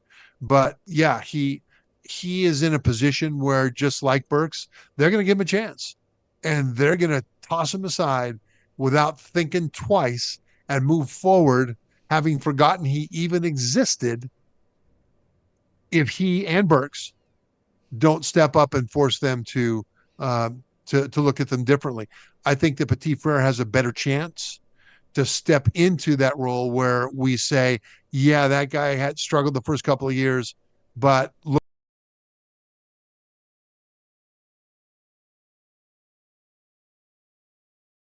to do it. Do you feel that Nicholas Petit Frere has a better chance of doing that because of his ability, or because there's not as much competition in that offensive line room? I think it's both.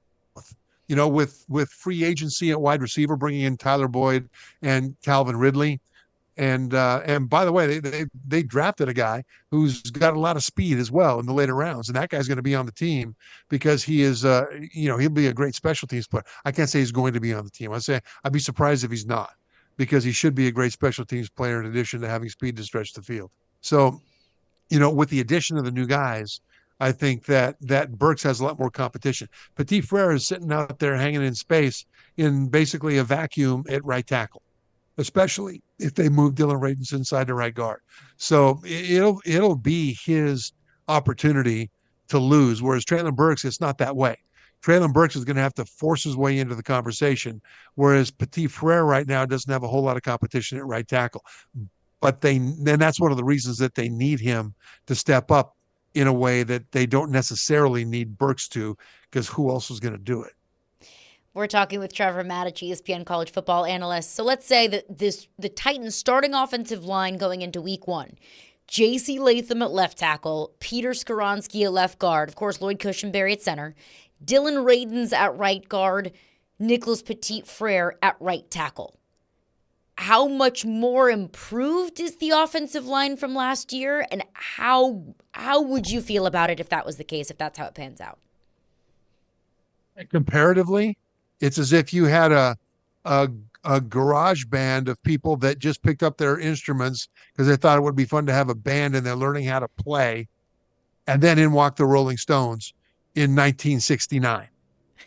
That's the difference. Now, I'm not saying that this offensive line would be great, but the difference is enormous, because you will have, assuming J.C. Latham is able to do what he needs to do and become a reliable, solid left tackle, and then eventually a devastating one, because he already is a devastating run blocker. Assuming that Peter Skoronski at left guard continues to grow, and Lloyd Cushenberry at center, we know what he's got. He's a young, experienced veteran starter. It's all great. Just that gives them left tackle, left guard, center. That'll be one of the best young trios on that side of the line in the NFL. One of the best in the NFL, as soon as Latham gets up to speed, and assuming that Skoronski continues to grow. And that alone is awesome, because you had Skoronski last year on an island, and he had a 270-pound center on his right from left guard position, and he had a rotating cast of tissue paper at left tackle, and Skoronski too often was trying to block his guy and then help the guys on either side, and then he would lose track of his guy. In the last game of the year against the Jaguars, it looked to me like Skoronski said, okay, I'm going to do my job. And if those guys can't do theirs, then they can't. And he had a phenomenal game. Well, I think that those three positions are going to be rock solid as soon as Latham gets up to speed. Then on the right side, that's where they have to have guys that are at least steady and reliable, if not game changers. They won't be game changers. But if they're steady and reliable, then the difference in this offensive line is going to be enormous. And Will Levis at quarterback is going to have much more time to throw to a diverse group of pass catchers like he never had last year. And I'm very excited. I think this offseason assuming people stay healthy, and we're talking about the guys, the corners on defense, free agents and stuff like that. But if guys stay relatively healthy and play to what I expect them to be, we'll look back on this offseason and put a gold star on the forehead of the entire front office. Getting me fired up, Trevor. I think you're Yeah, getting I'm Titans excited. fans fired up too. Yeah, Last I'm trying to talk myself out of it. Caroline, I'm trying to talk myself out of it, but I keep looking at what they did and where they did it in terms of positions, and I can't talk myself out of it.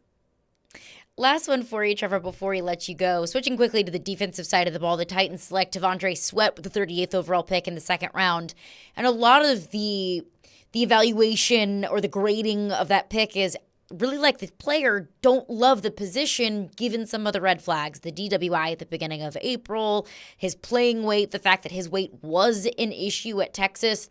If you were in a position to coach Tavondre Sweat and kind of bring him into the NFL, how would you approach a player like that that's coming in with some question marks? I don't know, Caroline. Do you know of a way to make celery taste like steak? Is that how you feel Tavondre Sweat is? A celery? Yeah. Piece of celery? No, I think if you can make celery taste like steak, then he could gorge on celery and be Oh, I happy, see I what you're guess. saying. Yeah, I yeah, yeah. see what you're No, saying. it all comes down to money. Yeah. You've got to give him an incentive in the contract or a side contract for money, or excuse me, for food. And really what they need to do, either he needs to hire a dietitian and a cook, same person, to cook at home for him, all of his meals, or the team needs to do it, and he needs to agree to that. That's all he's going to eat, and that dietitian needs to make sure that food is really tasty and not calorie rich, so he could be chomping all the live long day, and he's not putting down cheesecake. He's putting down things that still taste good to him, but aren't cheesecake, that kind of a thing. And then pay him extra money, a lot of extra money, if he hits certain weight goals. So that's how to do it. You've got to turn it into a monetary incentive, not just what we're going to take away from you because we're not going to let you play. You might end up getting cut or whatever, but more money, more incentive for doing it right. Because I don't think that his agent will allow them to put in a rider in his regular contract that they'll take away from the money that he would normally get as a second round pick. You've got to offer him extra money on top of that. But the truth of it is that also comes down to character. And, my wife is a master chef. She is just incredible. And I'm in the process of losing weight too. And she's helping. Last night, she made this astonishing salad. It had so much goop in it. I don't even know what it was. Right. But it just tasted great. It felt great. It was it was a party, the salad. It was massive and it had very few calories for the size of it. And I got to sit there and eat that. And it took a long time to eat it. And it was satisfying to eat that salad. And it didn't have a whole lot of calories. The Titans need to make sure that there's somebody cooking for Tavondre Sweat that'll provide him with those kinds of meals. And then he has to be a Navy SEAL focus on making sure he doesn't go outside of that. And if he does that, then he's going to end up a lot happier with his NFL career than he ever would be if he sneaks off to the buffet. Well, your wife might be for hire for the Titans here soon. Let me tell you something. I don't know if they can afford her, but if they can, she'd be the one. Trevor Matich, ESPN college football analyst. Trev, really appreciate your time as always. Appreciate you for stopping by, and we'll catch up with you soon. It's always great to talk with you, Caroline. Thank you. All right. Thank you, Trevor. Trevor Matich, ESPN college football analyst. He is the best. He loves the Tyler Boyd signing, and frankly, I do too. I love it. All right, coming up next, let's get back into the Predators. We'll hear from Barry Trotz and Andrew Burnett at the top of the hour, the end of season press conference. We want to get back into your Predators phones, your reaction to some of the UC Saros conversation. Do you move on from UC Saros? Do you resign UC Saros? Adam and I are both under the impression of might just be time to move on. Into your phones on this coming up next. Stillman and Company, 102.5, 106.3 The Game.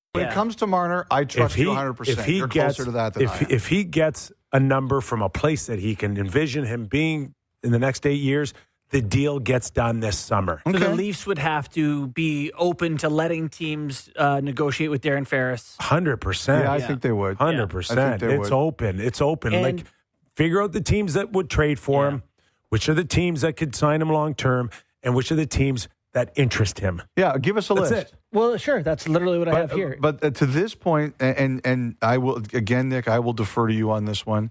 To this point, they've shown no interest in doing that. And I think that that's what I would do. If I was the Maple Leafs, I would go to him and say, look, where do you want to go? Yeah.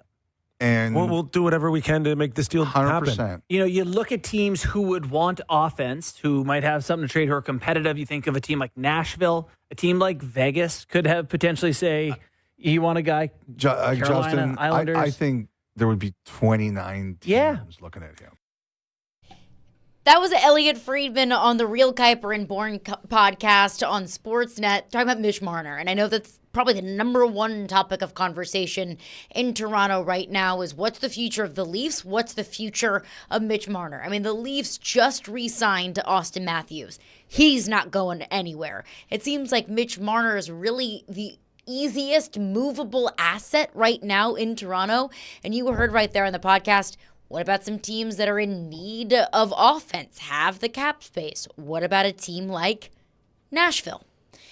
Your thoughts, Adam, on the Mitch Marner sweepstakes? Yeah, I don't want to take away from Mitch Marner's talent because he is immensely talented. I mean, he is an elite point producer. He's also great in his own end. He was a Selke Trophy finalist last year as a player up for the award for best defensive forward. Over the past 5 years, these are the only players in the NHL who have more points than Mitch Marner. Connor McDavid, Leon Draisaitl, Nathan McKinnon, Artemi Panarin, Austin Matthews, and David Pastrnak. That's the whole list. Like, he is an elite point producer. He's mostly a playmaker. So, I mean, he can score goals. I mean, he's scored 30 goals a number of times, but his primary skill is setting players up. So that's one question I have is, do you need an elite playmaker or do you need someone whose bread and butter is putting the puck in the net?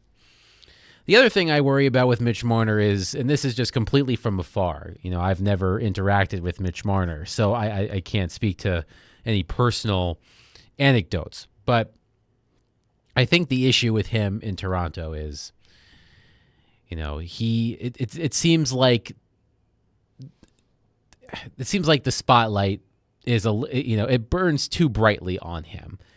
He doesn't seem to rise to the occasion when the spotlight is on him. His career averages across the board per game in terms of goals and points and assists go down in the from the regular season into the playoffs. And I think this postseason was the perfect example. Austin Matthews missed a few games, but he still had a signature moment in that series. William Nylander missed a few games against the Bruins, but still had a signature moment in that series.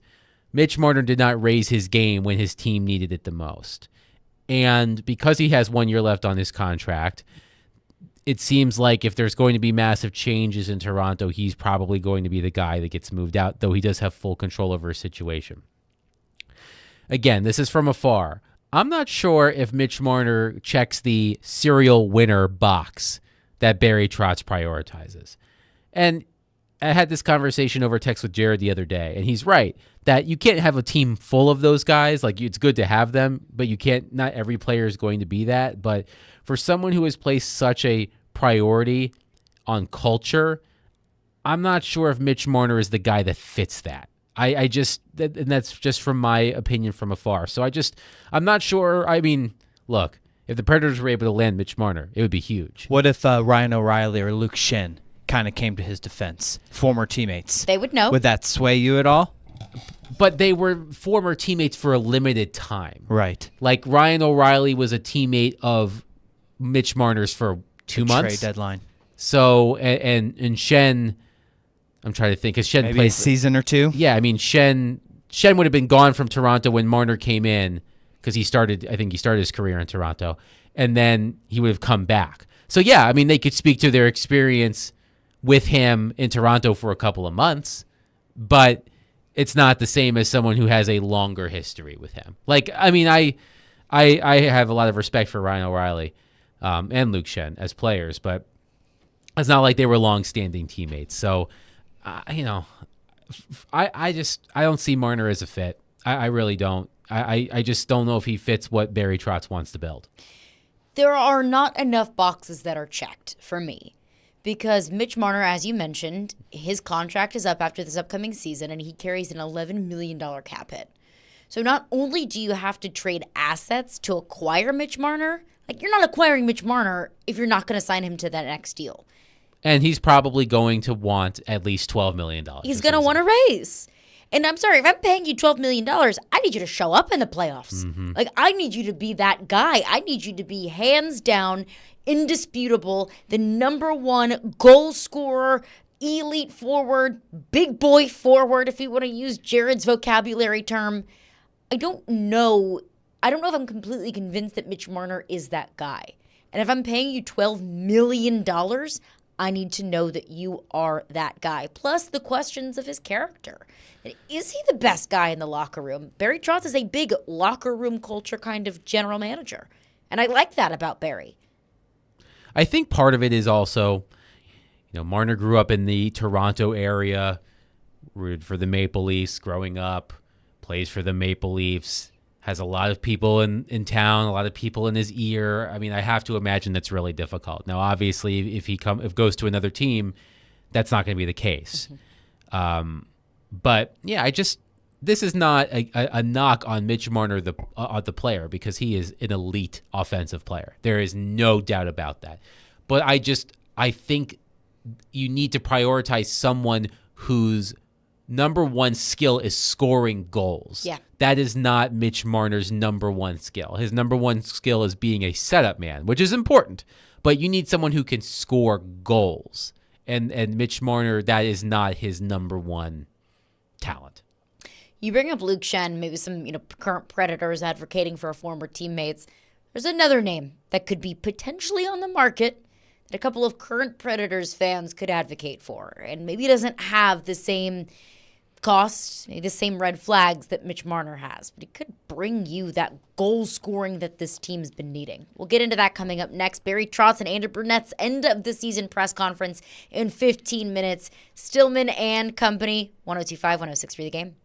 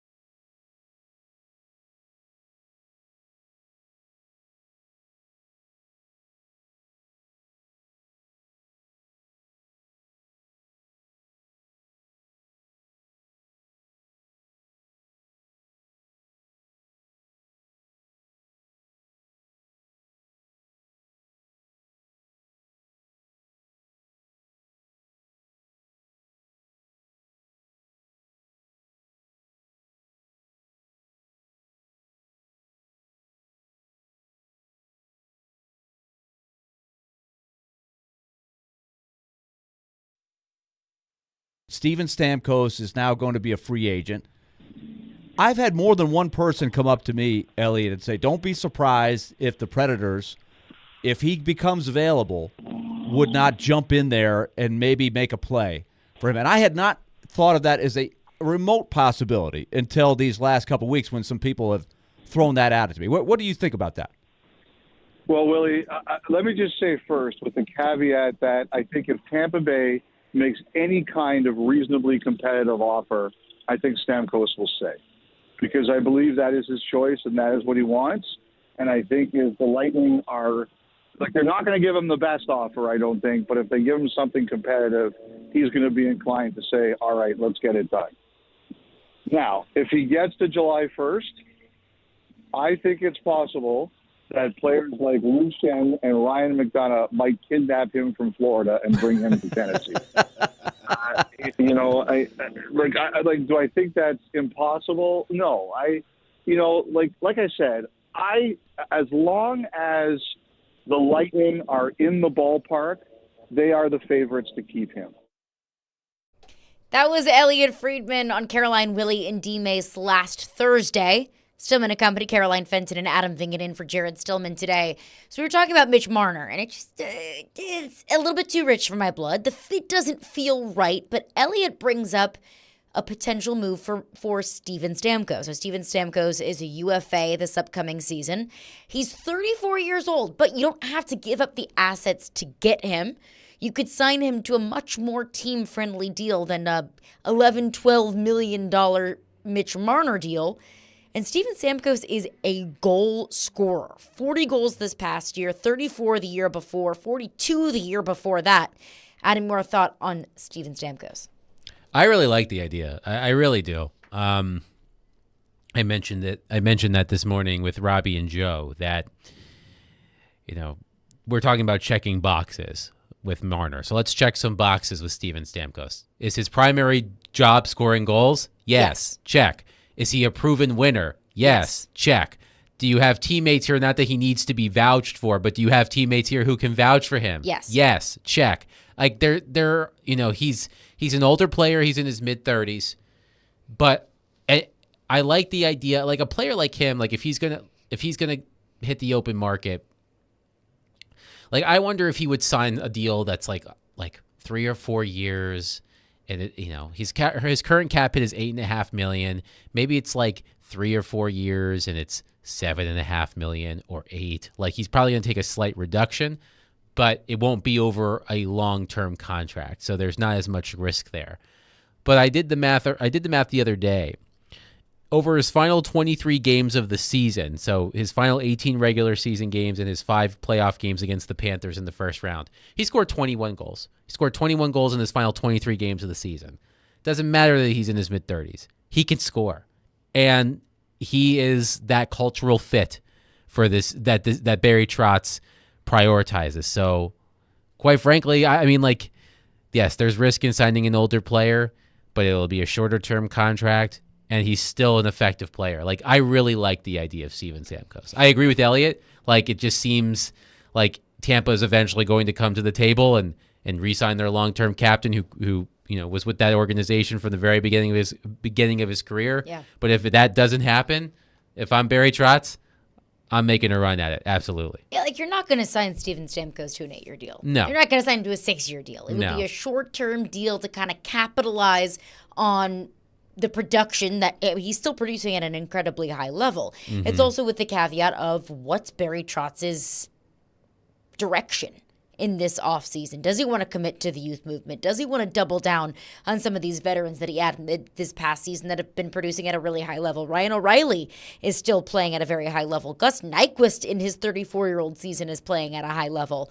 That's what I'm interested to see if Barry Trotz alludes to his intended direction and his end-of-season press conference coming up here. I don't expect it, but also OBB, Open Book Barry. You never know. But before we get to Barry Trotz and Andrew Burnett's end-of-season press conference, I want to get into some of your phones. Phone lines driven by WilsonCountyHonda.com. Ryan's on the line with a thought on Mitch Marner. What's up, Ryan?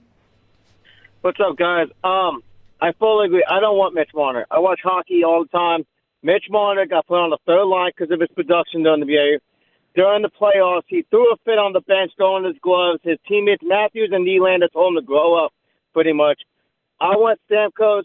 Not only does he bring the leadership, the captain, Stanley Cup champion, goal scoring, but what happens to the Predators in the playoffs? Their power play dies. Yeah. That man is a wizard on the power play, and you add him to the power play, now you would have Stamkos, Forsberg, and Yossi as your top three.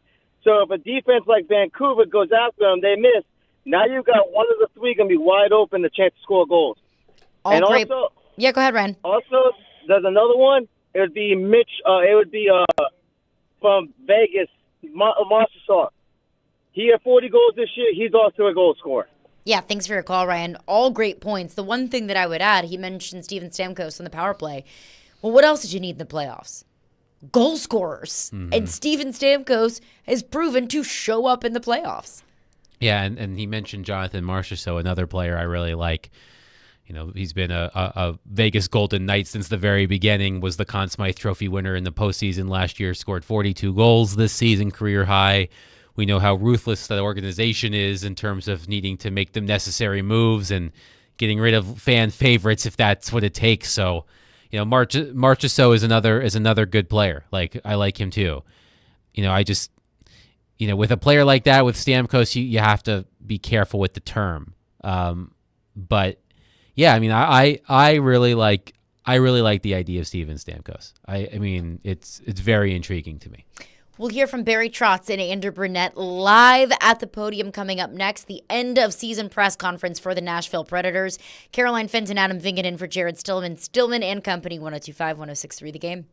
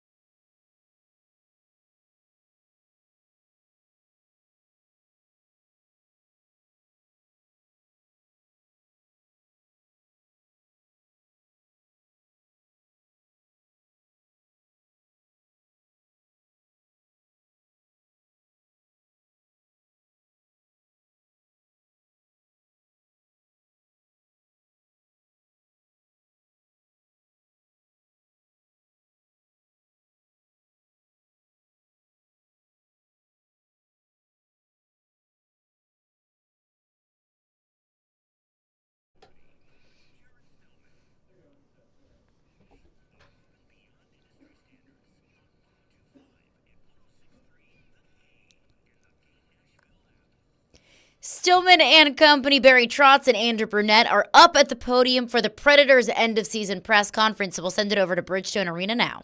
Here, puck there, I felt we could be playing tonight, and there wasn't much between the series. You're splitting hairs between two very good teams, and we became a very good team. So I think last year when we started this journey, I talked about a little bit of a plan. I said it's a little bit of a rebuild or reset or something, and I think we accomplished a lot of things, and we reset some things. We reset a culture. Not that the culture was ever bad. I just think that we reset the culture to focusing and getting the mindset to winning hockey games. And when you do that, you start the building blocks of sort of trying to work towards a championship on a regular basis. We set a standard. I thought we set a very high standard for our players within the room, on the ice, the way we played, and the accountability was very high. We set a style of play. I think it was played fast. We played hard. We were on top of people. Use the word relentless. We were. We created that identity. I thought we allowed our younger players to get experience. Some guys, got half the year here and half the year in Milwaukee for development. I thought that was really good for experience and also marinating players in higher roles. Guys like Parsonen and Tomasino, Novak, Evangelista, Stastny, Delgado. We used a number of players that were going to be a big part of our future. We had 5 players that had career years. That says a lot about the group when you can have 5 players, usually have 1 or 2. A guy like Philip Forsberg, 44 goals, setting the standard for our team, the record for the most goals in our team, and playing like the superstar that he is. And that was terrific to watch. I just, he got a Norris Trophy candidate in Roman Josi, a finalist. He had a terrific year and has been our leader. We have a Coach of the Year candidate in Bruno, and deservedly so.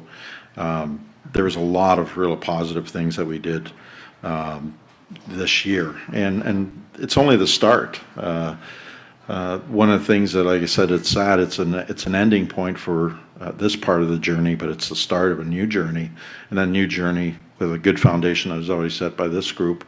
It's going to be exciting. I think, as a young general manager, my first year trying to sort of navigate through this, I've been very forthright. This for a fan base, I think I said, enjoy this journey. I don't know what the journey is going to be necessarily, because the group started out, we started out 5-10, and then we went on a little, sort of like a 14-4 sort of run, and then we were 500 for a bit, and then we went on this incredible heater, after the reset after the All-Star break, where we didn't go to St. Louis, and I love the way our response was. Our response were a group of young men acted like men, which was great. They pulled together, they set the standard, and they held each other accountable, and that's why they had such a good run, and we got in the playoffs. And we spoke about that today, that their response were men, and we're looking for hard people. We're looking for people that are winners. I use the term serial winners. That's what we're going to continue to do. Starting from today, obviously we're still in exit meetings with a lot of the players. We have a lot of free agents that are UFAs. We will talk to all the representatives. We'll have some cap restraints this year, so the numbers will all fit. So to ask who's going to be back and who's not, I can't even answer that, because the numbers will have to fit. But I would like to have every one of those young men back, and then try to add some more pieces. But the numbers will have to fit. Organization evaluation will come next. We'll go through every department with our hockey club, be it our everything from facilities to coaching staff to our upstairs organization, being the hockey ops, all those things. And then follow that up next week. We'll have a lot of our scouts come in with our amateurs and pros, and then we'll start that process of roster creation by getting some guys signed and knowing the numbers a little bit better. And a couple of goals going forward. We're going to be a little bit younger. I want to be a little bit faster. I want to build that top nine. I think I talked about that from day one. I think that's the way of the future. I think we had a real strong identity line in the McCarran line. They were really good, especially the back half of the year and into the playoffs. So we've got a lot of good pieces, and we got great leadership. Like I say, it's going to be a journey. It's not always going to be a straight line, because it's we're all human, and life's not always perfect. So, but this is the start. It's not the end. It's something that we're going to continue to build the next couple of years here. All right, with that, we'll open up for questions. Yeah, if you could just raise your hand and get called on. We don't have mics to pass around, but that will make it cleaner. John?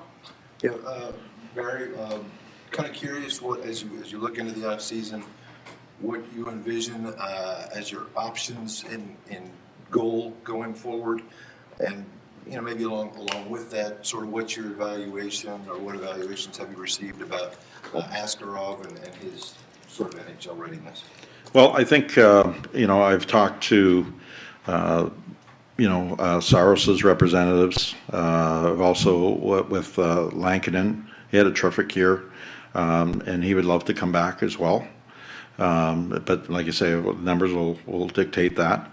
And then Askarov's now in the playoffs, and he's very close, but, with goaltenders, you can never over-marinate goaltenders. So if the right fit is there, then you might have some more time. But if not, we can go in a different direction. But that direction is not quite clear. But we're going to do what's best for us as an organization, and also for the growth of young Askarov. Andrew, from the start of the year until now, how much better did Luke Evangelista get in your mind? Yeah, he got a lot better. I thought he had a tremendous season. I think, talking to him today a little bit, I thought he came out of the gates a little slow.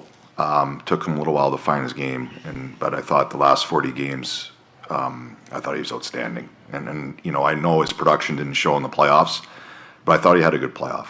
I thought he learned a lot, and it was good for him to go through it. Good for him to go through the mud a little bit, and I thought he handled himself really well. So it's a big summer ahead of him here this summer, and to be ready for camp. But I thought, he had a really good year, and he's an exciting young player for us. You guys can both answer, but how contagious was the energy with this team this year, both on and off the ice? I'll let you go first. Yeah, I thought it was tremendous energy. I think we probably didn't get rewarded early. I still like what we were doing and what we were building. But the way the guys responded together, I think we went through some adversity, obviously, in that Vegas kind of stretch. And it could have went one of two ways. And I think the leadership and the players decided it was going to go the way it went. And that just seemed to build momentum. That started building a bond between them. And to watch and to sit back, watch them night after night, and how much they cared about each other. And I mean, for me, it's one of the most special times I've had with the team to go through that long. That's playing and coaching and being around them. So the energy was really high. I thought they had fun together. They had joy. And what they did was tremendous and remarkable. And I think there's a lot of hurt today. There's a lot of pain.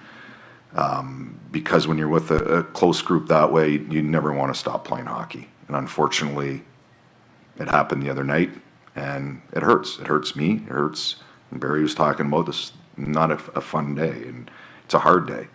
I think I said a little bit earlier, I've gone through so many series, and I'm a big believer the best of seven, the best team wins. And I've left many of them, almost all of them, where I believe that. I didn't even when you don't win, the best team won.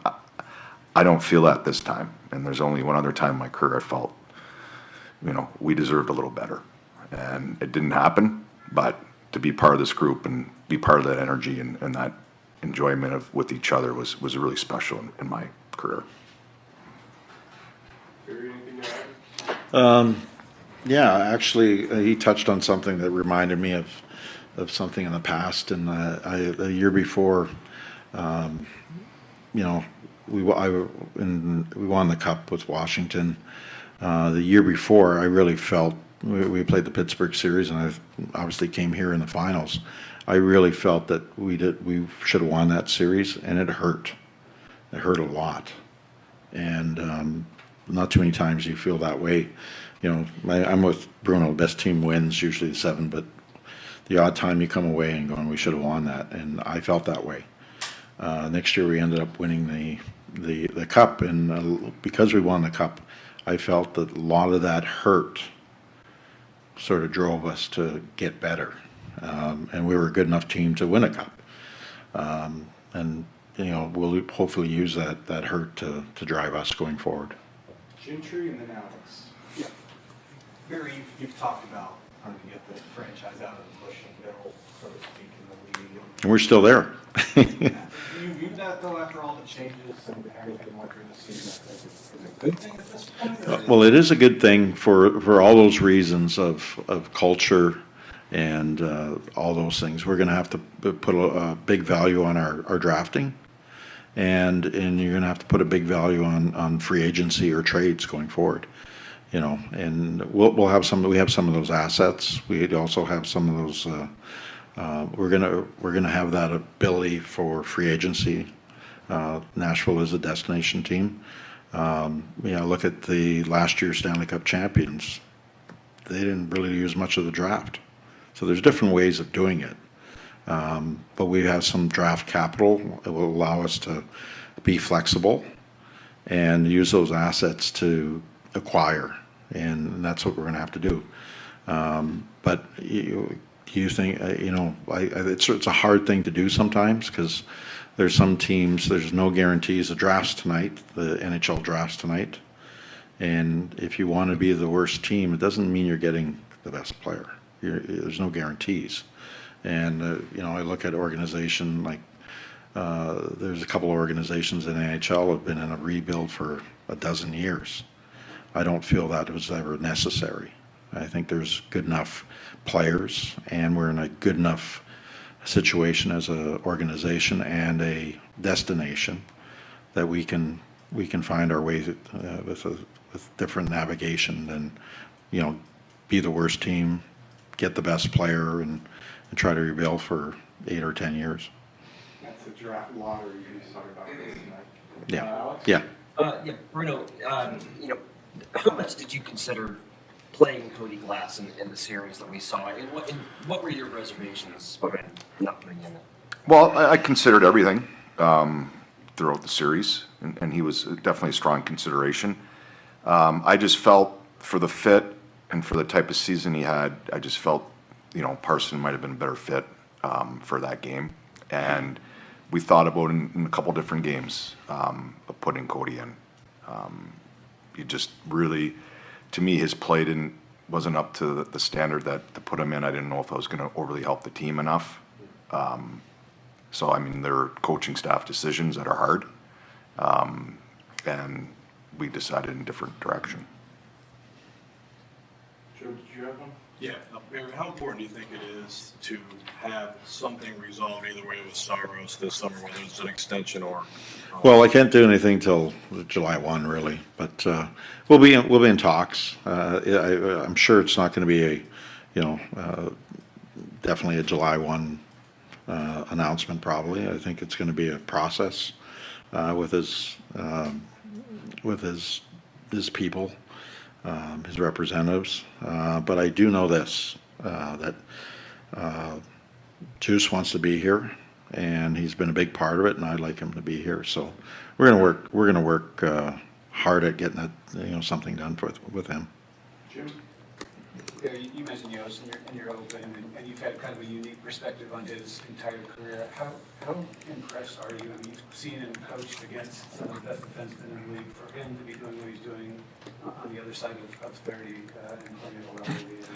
He's not, I look at Yost, he's not aging. I think whatever he's doing in Switzerland, we've got to get it over here because he's what I see in Yost is a young man who's keeps growing, not only as a player, because he's had to adjust to the way we're playing. He got off to a little bit of a slow start because he was used to grabbing the puck and going from goal line to goal line every time he was out there, and the way we play, we don't necessarily do that, and that was a little foreign to him. And he after probably 15, 16 games, he started really sort of taking off and producing at a real high level.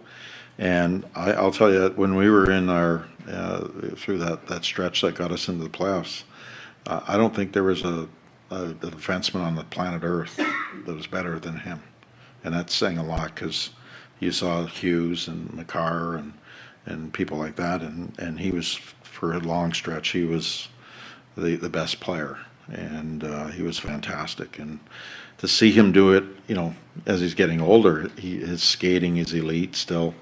His mind is still elite. He's fearless with the puck. I just love the way that he's just growing. When he first came, he was a young boy, and now he's a grown man and leader of this hockey club. And I think he's grown as much on the ice, but as much as he's grown on the ice, I think he's grown off the ice. I think this year was really good for him. I think that's a compliment to the room, to the people that are surrounded by him, and I think he had a really clear head this year when it comes to just playing hockey. And there was no drama with our team. Our team was good. They support each other, and I think that really helped him just be a really top defenseman all year. And it's quite impressive, actually, that he looks like he's getting stronger instead of getting older.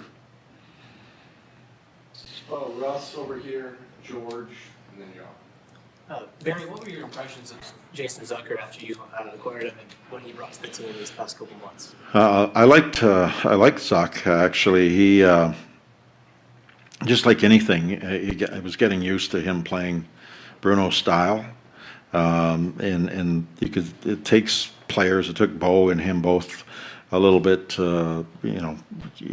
Not only do you have to learn a new style of play and new terminology and all the other things, that new teammates, all that, trying to figure out where you're going to go eat, where you're living, how you're getting around, where the airport is, all that.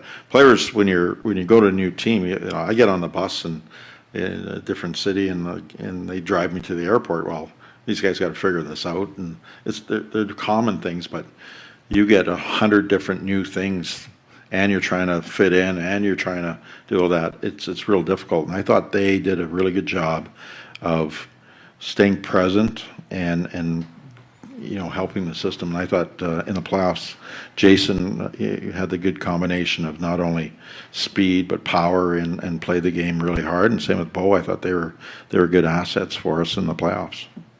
George? Barry, I want to ask both of you guys this question. When you get this thing to a point where it's truly a Stanley Cup contender to win it all, but you're in Nashville, Tennessee, and you have to go out west 2 or 3 different playoff series, how big a disadvantage is that?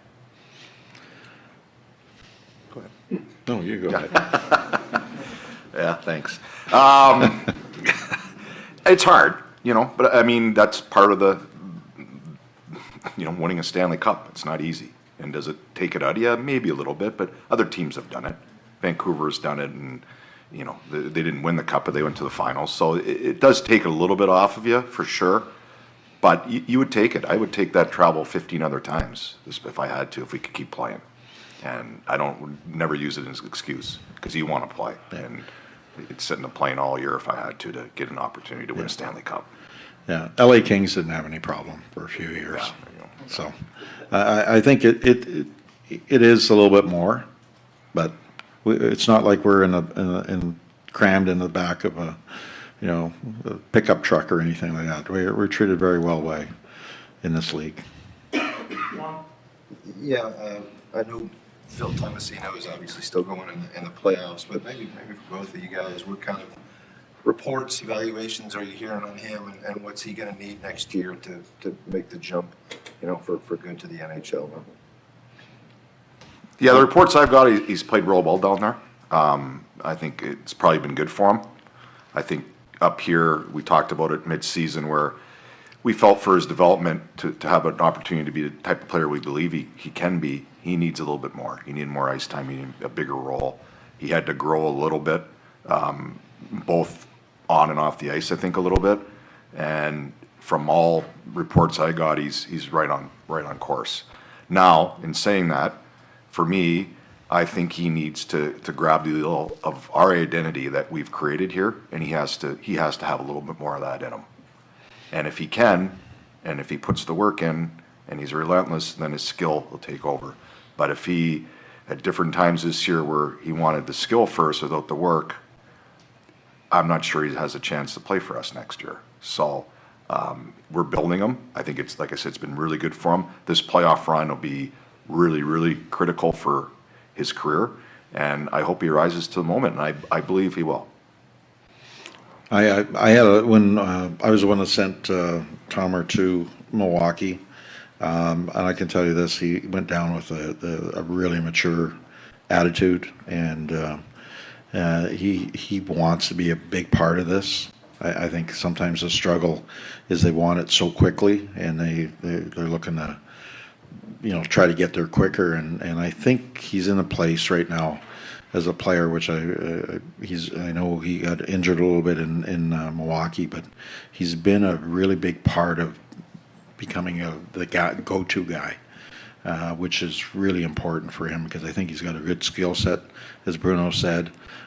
He's putting the value on every game, every shift, and working towards that. So I'm hoping that has a really long run because there's nothing like better for development than going deep in any league, and the American Hockey League is a hard league, and if he can be the guy, just like Luke Evangelista was last year, then you're gonna get a good player back. And I think players, be it on and off the ice, mature at different rates, and sometimes the on ice matures faster than the off ice, and vice versa.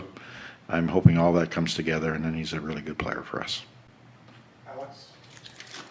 Barry, I just want to follow up on something you said earlier about wanting to get younger, and I think you said especially in the top nine. Looking at the roster, it looks like a lot of that top nine's already kind of filled out. So does that mean wanting to maybe trade away some other pieces to fill out the top nine and get younger, or just to create? Really, everything's on the table. Everything's on the table. We want to, if we can get better through trade or through free agency, through acquisition or flip-flopping assets with another team, we'll do that. But I think when I say the top nine, you look at in the playoffs, all year, I'll just say all year, no, not only in the playoffs, but all year, we relied so heavily on O'Reilly's line, and they all had career years, and they all were healthy all year. And they carried a lot of the offense. And, there's times when Novak's line would help out, and then Sisson's line would help out, but we really need all three lines to be helping out every night, and by building the top nine, you're going to be good. You know what the fourth line will bring. I don't even call them a fourth line, just an identity line, because they can play against everybody, and they're a pain in the to play against. A lot of guys don't want to play against them, and you saw that all year. So the top nine is you need production through your lineup. I mean, I watched the Boston game last night. It wasn't necessarily Pasternak or Marchand, and it was the other guys that were scoring in that first game in their 5-1 win. So that's where you got to get to on a continual basis, night in and night out. There's a different line, and we won the cup in 2018 with Washington. A lot of times those top lines will cancel each other out. especially in the playoffs. And then it's the next group that really can, I had a line of, Burkowski and Conley and Eller, and you'd be amazed how many big goals they scored. And, a guy like Smith Pelly on the fourth line, I think he had 4 or 5 goals all year, and he had 7 in the playoffs. So those guys make a difference. Your depth does. Barry, one of the first big decisions you made last summer was to hire the guy to your right. What did you learn that was validating about that decision watching Andrew through a full year? And Andrew, if I can ask you, I guess more open-ended, you knew this place 25 years ago, but you come back, what did you learn about this team, this franchise, however you want to answer it in year one? Who do you want to go first? Yeah, I guess, well, I can go first. For me, being gone 25 years, everything's changed here in a lot of different ways, but a lot of things, and the pride in the organization hasn't changed. I think, it's a family atmosphere. Things have been here. There's wonderful people all through the staff. So that was very comforting. That was very, it talked a little bit last summer, full circle, but it felt an easy transition. You felt sort of back home in a lot of different ways, even though the city's totally different. And the hockey market, when I left 25 years ago, I've said this multiple times, the fans were excited. They didn't really know hockey. Now I see the appreciation of the game of hockey. And again, credit to everybody that's wore a Predator jersey, everybody that's worked for the Predators. They've helped grow hockey in this area to, where it is a hockey town now. And to see that, you're kind of, like I said, I wore the jersey. I feel good about that. And it was fun to come back and see it firsthand. As for the team, I came in with open eyes. And I had a vision, an idea of what I wanted, how I wanted to play. I didn't know if we could get there yet, especially after the first little while. But I was going to be stubborn and have a strong belief in what I think works. And I was going to see it through. And I was very fortunate. Talked about it could go either way at different times during the year. But I was I was going to risk it all sort of thing because I believe that it has to be done a certain way. And I was very fortunate. The group stayed together, grew tighter, and, had just a wonderful second half of the year.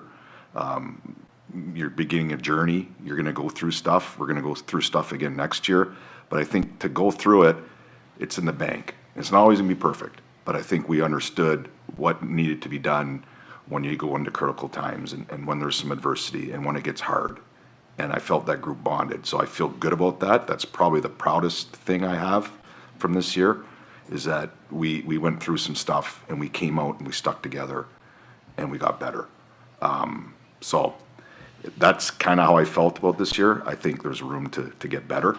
And I understand on this journey, it's the beginning, and it might be bumpy next year. But I think we built a little bit of an identity, a little bit of that relentless kind of attitude that I think we can get through those little bit of ups and downs and have that as a backbone. So that's kind of how I felt about the first year. There you go. That was Predators head coach and general manager Andrew Brunette and Barry Trotz. Predators end of season press conference. We'll react. Our biggest takeaways coming up next. Stillman and Company were brought to you by Jarrett Company's Fire and Commercial Plumbing HVAC Division. Call them at 615-515-1270 or visit them online at jarrettcompaniesinc.com.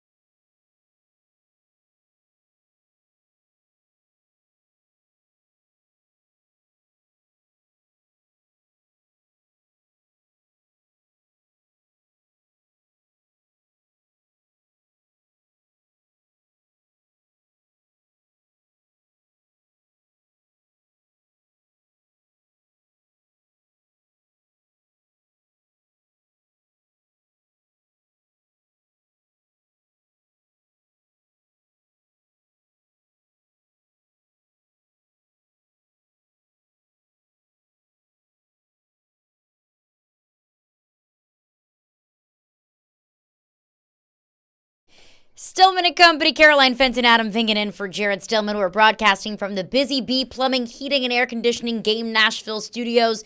We just heard from Barry Trotz and Andy Burnett in the end-of-season press conference. And my biggest questions going into the offseason: what are you doing with the goalie? How are you going to find goal scorers? Adam, some of your biggest takeaways from what we heard from Andy Burnett and Barry Trotz. Sounds like Barry Trotz wants UC Saros to stick around.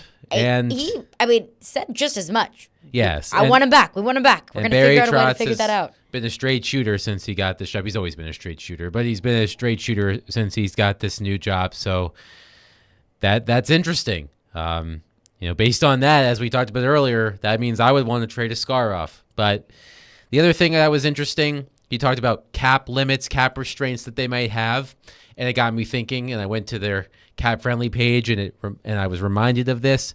The Matt Duchene buyout, the formula, they are going to carry an extra $3 million in dead cap space next season from that buyout. Mm-hmm. So that's $3 million against the cap that they didn't have this season that they're going to have to account for next season because of that buyout. So when he talks about cap constraints, that's part of it. The buyout for Matt Duchene, the formula, it's an extra $3 million against the cap next season for that buyout.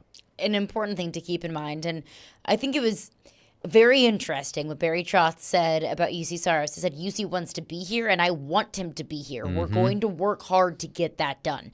That's no guarantee that he will be back next season. If there are certain things that UC Saros wants that the Predators aren't willing to offer, well, then you go from there. It just means that Barry Trotz is going to have an offer on the table for UC Saros. It sounds like he's going to try to make it an attractive offer, and then the ball is in UC Saros' court. But I do think it's interesting what Barry Trotz said about Yaroslav Askarov, talking about his development, says he's very close. You can never over-marinate goaltenders, but the direction of Askarov is not quite clear. I feel like you cannot make a decision definitively about one goaltender or another if the direction of the other goaltender is not quite clear. Yeah, it's look, as you said, this is what's going to get us through the summer. Last year was DeAndre Hopkins. The year before it was Philip Forsberg. This year it's going to be UC Saros, getting us through the dead period of the summer. A lot of conversation about that coming up. Barry Trotz says he wants UC Saros to be here. Big statement coming from the general manager and a goaltender whose contract expires next season. Adam Vingan, Caroline Fenton in for Jared Stillman today. Vanderbilt baseball pregame is coming up next.